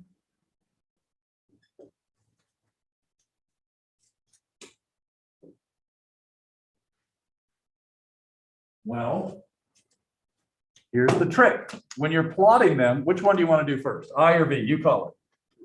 V? I. Let's do it. Well, No, whatever, it's fine. oh, It's you fine. got busted by Zoom lag, man. All right. So in this case, let's start with this one. What's a convenient value to plug in on any plot? When t equals 0, what do you get? Okay, so then when you plug that in, what do you get here? 0. 1 minus 1 is 0. So what's the voltage across the capacitor initially? 0. Is that what it should be? Now, what's another good time to plug in? How about 1. infinity? Right? If we plug in infinity, what's e to the negative infinity? What's anything to the negative infinity? 0. What do you get? 1 minus, yes, we get just e, this e, script e, yes. So it'd be 1 minus e to the negative infinity, that's 0, that's just e. So I know at some point over here, it's going to approach voltage level E. Now, in this case, if you wanted to know the actual shape, couldn't you punch in some numbers and do this in Excel or Desmos or something? I happen to know it looks like an upside down exponential decay because, right, it's 1 minus an exponential decay, right? So shouldn't it look kind of like that? Huh. Oh my gosh, isn't that exactly what we saw in the simulation? Yeah. All right, so now, all right, that's good. Now, in this case, what's this one gonna look like? When you plug in t equals 0, what do you get? E over R. Or I max, right? That's the maximum. Then what does it do? When you plug in infinity, what's e to the negative infinity? 0. 0, so it's gonna go to 0.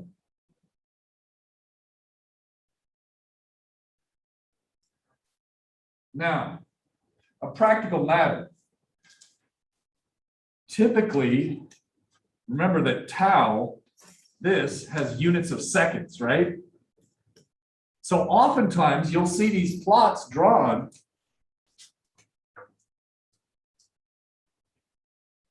in terms of tau, 2 tau, etc., all the way out to 5 tau, where 5 tau is the point where it's very close.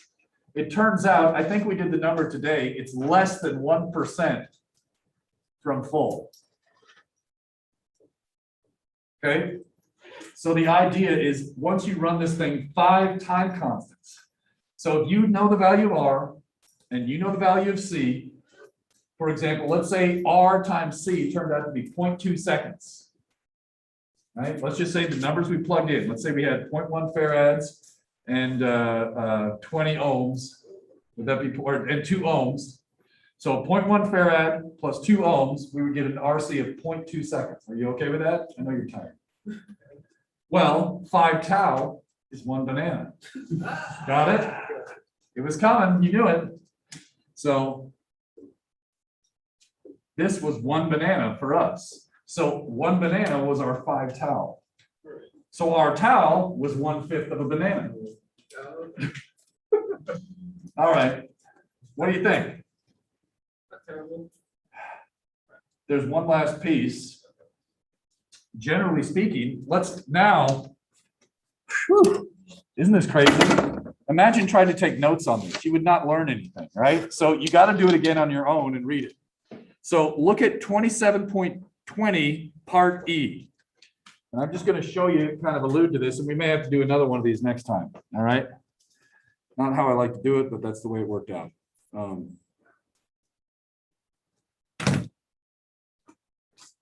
One last trick, and then you know all my tricks here.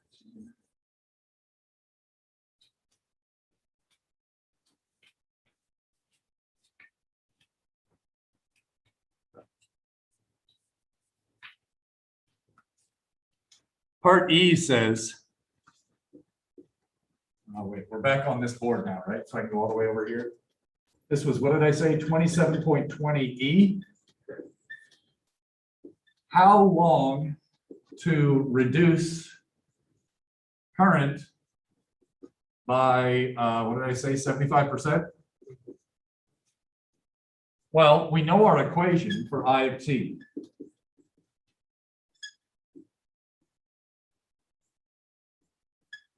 I'm going to leave it as tau for right now. What would you do?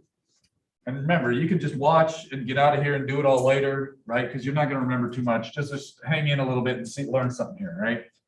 You can, all this is written up for you. What would you do? 0.75.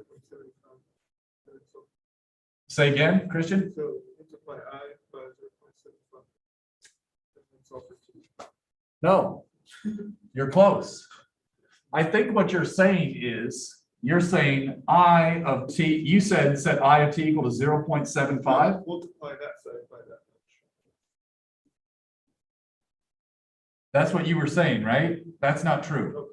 It's reduced by 75%. Oh, like 25. So yeah, you see what I'm saying?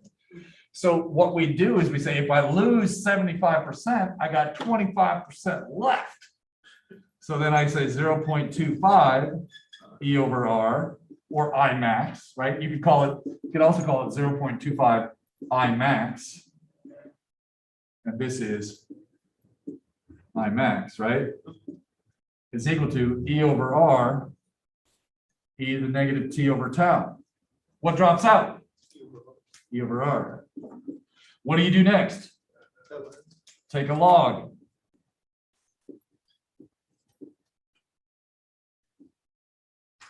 We're solving for T. So flip some stuff around. Well, what does T equal? Yeah. Right? Well, what was tau again? Remind me, do you remember? RC. Get that cola ready to go. All right. Wait a minute. Aren't we going to get a negative value for time? What did I screw up?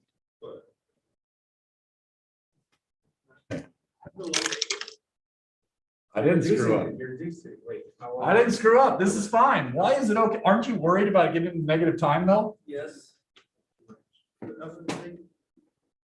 This is a logarithm of a number less than 1.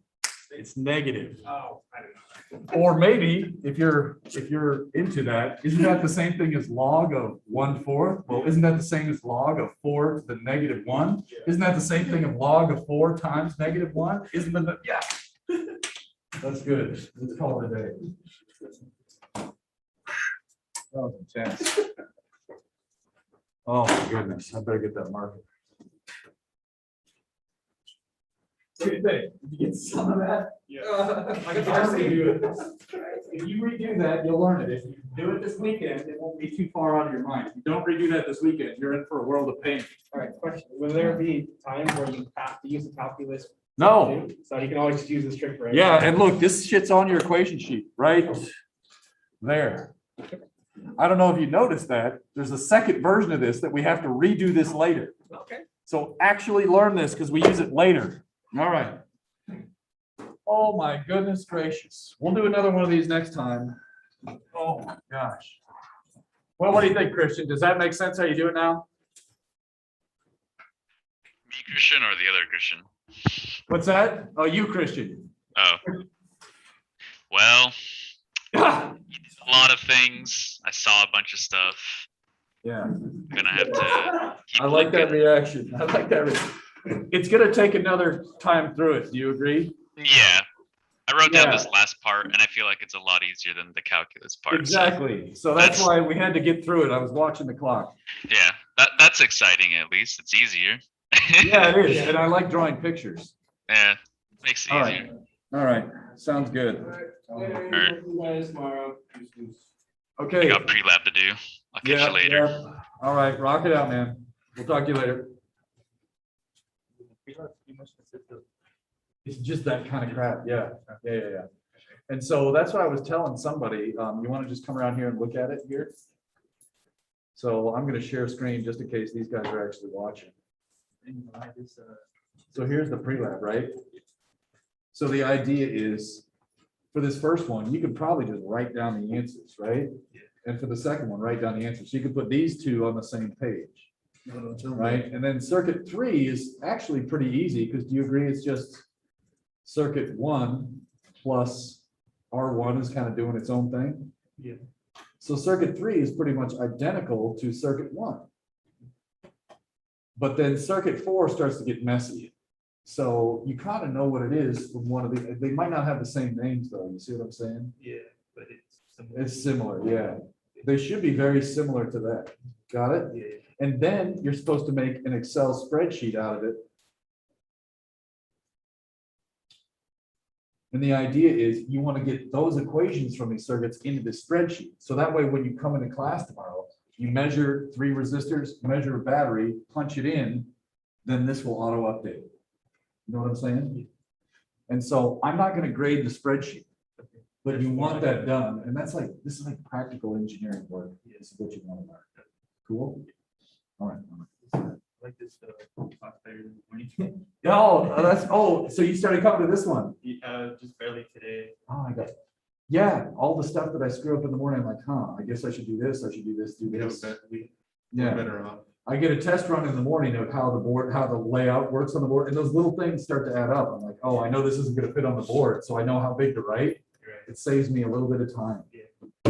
Yeah. Yeah, all right, Then I had a quick question too. Sure. here. So you know how we're using KVT, KCT right now? Well, KVL and KCL. yeah, Yeah. is it possible to use those to solve like the previous stuff that we were doing, like with Yes. the resistors and everything? That is, the KVL and KCL are fundamental and always valid. Yeah, so, Sometimes they're a little overkill though. yeah, Right? Well- If you can use the tricks, it's better to use the tricks. yeah, just curious. Yeah, but it Yeah, always works. If it's possible to use it with something complicated, it's gonna be obvious to use it with something simple like the other stuff we were doing. Yeah. Okay, So you could totally do that. yeah. What's your goal job? Civil engineering, Civil? Okay, yeah, so, like I might not need this that much, but I still No. need to know it to pass. no, and to be honest, for you, the simple stuff of how to wire series and parallel probably matters more in the Really? real world. Right? Because most circuits in a house or building or something yeah. that's being constructed are simple parallel circuits, Yeah, right? With the occasional series chunk thrown in. that is, And if you're building, I mean, I'm just gonna think, well, I mean, This- because I wouldn't want like in a particular area to, the heat to,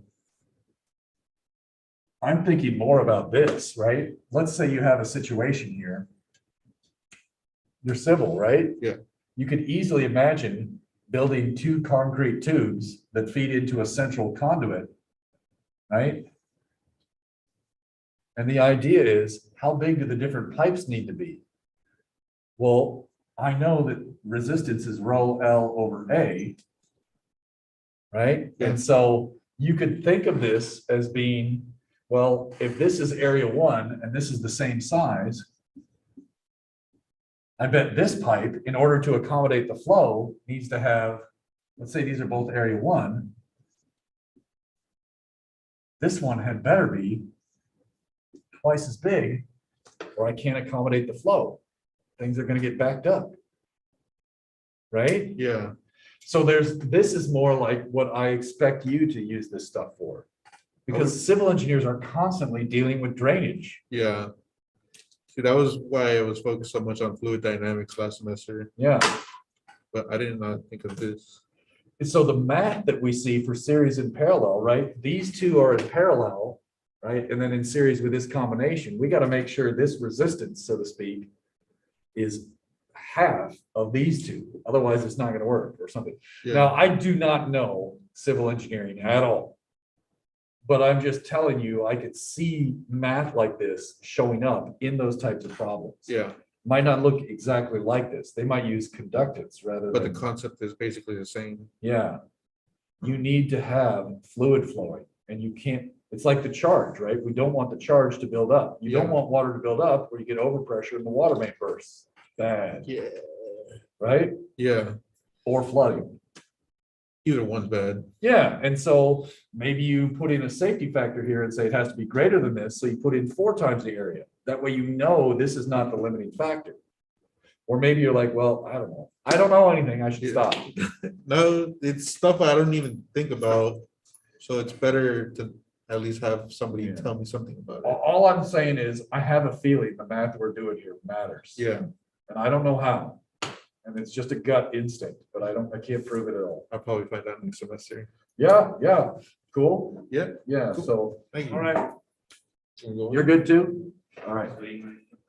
Okay, I'm gonna, Jake or Jose, questions? Yeah, I had questions about the pre-lab. Yeah, So when you said create an Excel spreadsheet, you want us to create the file or you want us yeah, to print it out? don't print it out. Just have it ready. Do you see my screen? Yeah, I want you to have something that looks kind of like this. right. And you should know if your spreadsheet's working because you're gonna use your formulas, right? Right. And so punch in your formulas with these values, and if you get the same numbers I do everywhere, you'll know it's working, agreed? Agreed. Yeah. And then if that's true, what happens is when you come into class, I'm gonna give you 3 random resistors and a random battery. You can quickly measure those with the DMM, right? Right. And you can punch in DMM values right here, agreed? Yeah. Yeah. And then your entire spreadsheet should auto update with the correct theoretical values, agreed? Okay. Yeah. And so that's gonna be your theory tomorrow, so you're not gonna be spending all day calculating these theory values. All you're gonna be doing is measuring the actual circuit. So then what we're gonna do in the real lab is, so you turn in your work for this crap. Right, for these, Right. Yeah. right? Then, oops. Am I going overkill here? On the pre-lab. Give me a sec. I was also gonna ask, what did you want us to do for circuit 5? Give me just a sec. Can you see my screen again? Yeah, you're on the lab manual. Yeah, so the idea is you could watch these as well, these videos, you know what I'm saying? Right. Yeah. Okay. Yeah, That you just sent it. reminds you how to measure current and how breadboard works if you haven't used one before. Then the idea is we're gonna build these circuits and measure them for 2 through 4 or for 1 through 4 and just make sure these things work. And then we're basically doing measurements. So pre-lab, measurements, and conclusion questions. Got it? Got it. And so this is gonna, right, look at basically, it's a lot of, what's the percent difference? What's the percent difference? And then which currents should be the same? Which 2 should add up? Percent difference, and then a few extra. Got it? Got it. So we show calculations for the conclusion, right? Right. Okay. Now, this is just the pre-lab, it's in the lab manual. Circuit 5 is optional. If you want to do it, go to Tinkercad, create a new circuit, and you can kind of see what you can do in Tinkercad. You see this right here? Yeah. Yeah. You want me Yeah. to I've show seen you? it real- before. Yeah, have you played with it? Not personally, but I've seen Hold someone on. else play with it. Do you want to pull it up? You can look at it. I gotta get the hell out of here, but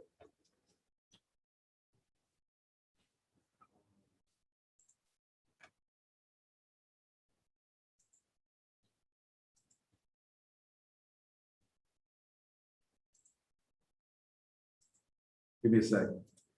I have no idea if it's gonna do this stuff here.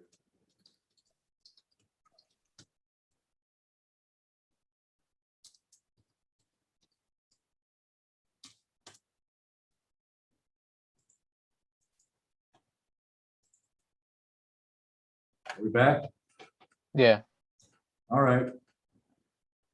I click circuits. Create new circuit.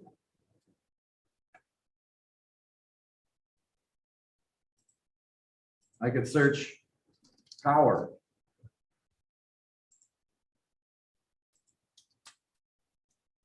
Got a power supply, I'm good to go. You can change the voltage to whatever you want, right? Right. Yeah. I could do a resistor.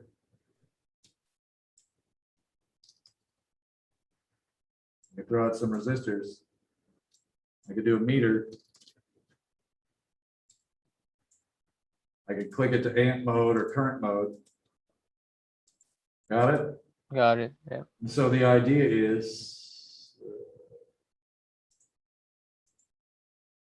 you could build a circuit that has the voltage across each one and the current through each one and the battery. And then all we have to do is once it's built, let me go back. Give me a second. Right?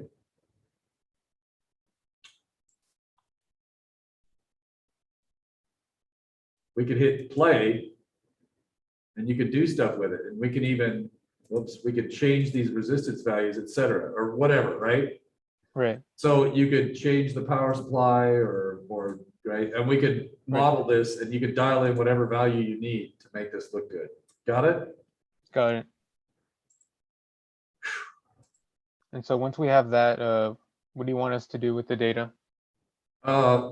Well, we'll see if you get all your other measurements done, then you can build the actual circuit, write up the so what you're gonna do is actually, when you're showing the data tomorrow, I'll tell you this in class, but you're basically gonna draw pictures like this for the experimental values. Got it? Got it. So for each of these, you could have basically the experimental ones, you should be able to do it 1 page, 2 page, because the experimental, all you do is write it down. Right. And then this would be your 3rd page. You write down the experimental and you'd have to print out a copy of your Tinkercad running with the right battery voltage, et cetera. Got it. Cool? Sounds good. Yeah. Thank Yeah. you. What's your major, Jose? Computer science. All right. Yeah. So Yeah. I don't know if you need to do this or not, right? It might be overkill for you because you're probably never going to use this again. But if you want to do it for the 2 points, go for it. Yeah. I'm really interested in the circuits actually. Yeah, it's pretty fun, man. I mean, you might have to do a lot of hardware later, right? I don't know if you have to do hardware or not, but if you're doing hardware, all this stuff matters. Yeah. I really want to get into that, like Arduino and Raspberry Pi. Yeah, dude, the Tinkercad, you could simulate your Arduino circuits. It's got an Yeah. It has a lot Arduino. of things. Yeah, like, let's see.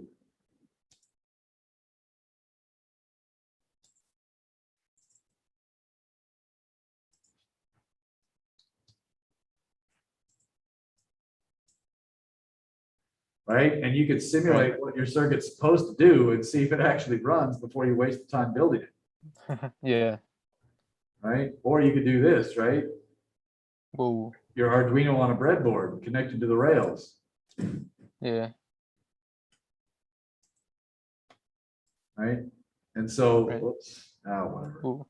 You get, okay, you can see one of the issues that you have, it like you end up wasting time kind of thinking around on this and having to do this kind of stuff. Yeah. Got it? Got it. Yeah. All right. Jacob, any questions from you? Yeah, I can always just ask you in lab tomorrow if you gotta go, but I'm having some issues trying to figure out, like, when we're looking at a resistor circuit or whatever, how to figure out how many branches there are. I don't Yeah, know if you have like maybe a resource or if there's some trick to it. I don't know. Maybe I'm probably just. no, it's not obvious. This thing is just not obvious.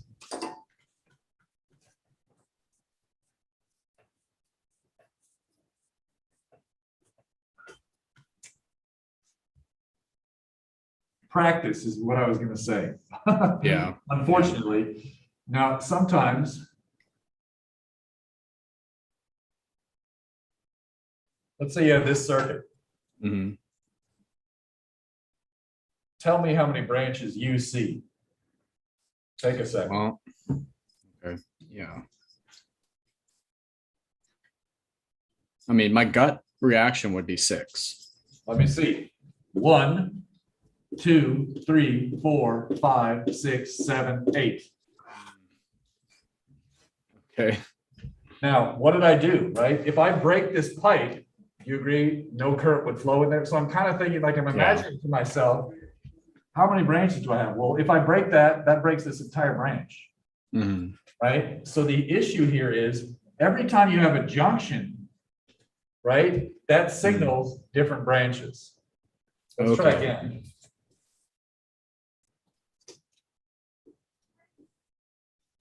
So maybe like drawing the junctions would help me. Put dots at the major junctions. You can put junctions anywhere, but generally speaking, a junction occurs when you have more than 2 wires coming. So, right, Okay. like this technically could be a junction, but it's a trivial one. One in, one out, that's the same branch. Okay. That's a junction, do you agree? Yep. What about this? That's trivial. That's a junction. Trivial, trivial, junction. Now break the pipes. How many do you see? Okay, let's see. So 1, 2,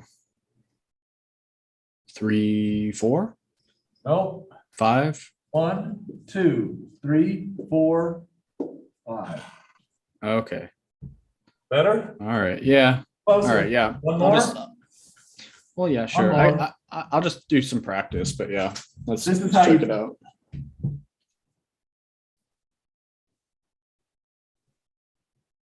Okay.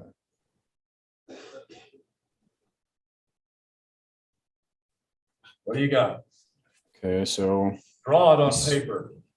Are you drawing it or are you trying to do it in your head? I'm trying to do it in my head, but yeah. Well, Yeah, let me. it's just scratch paper. Do it. I'll clean up the rest of the board.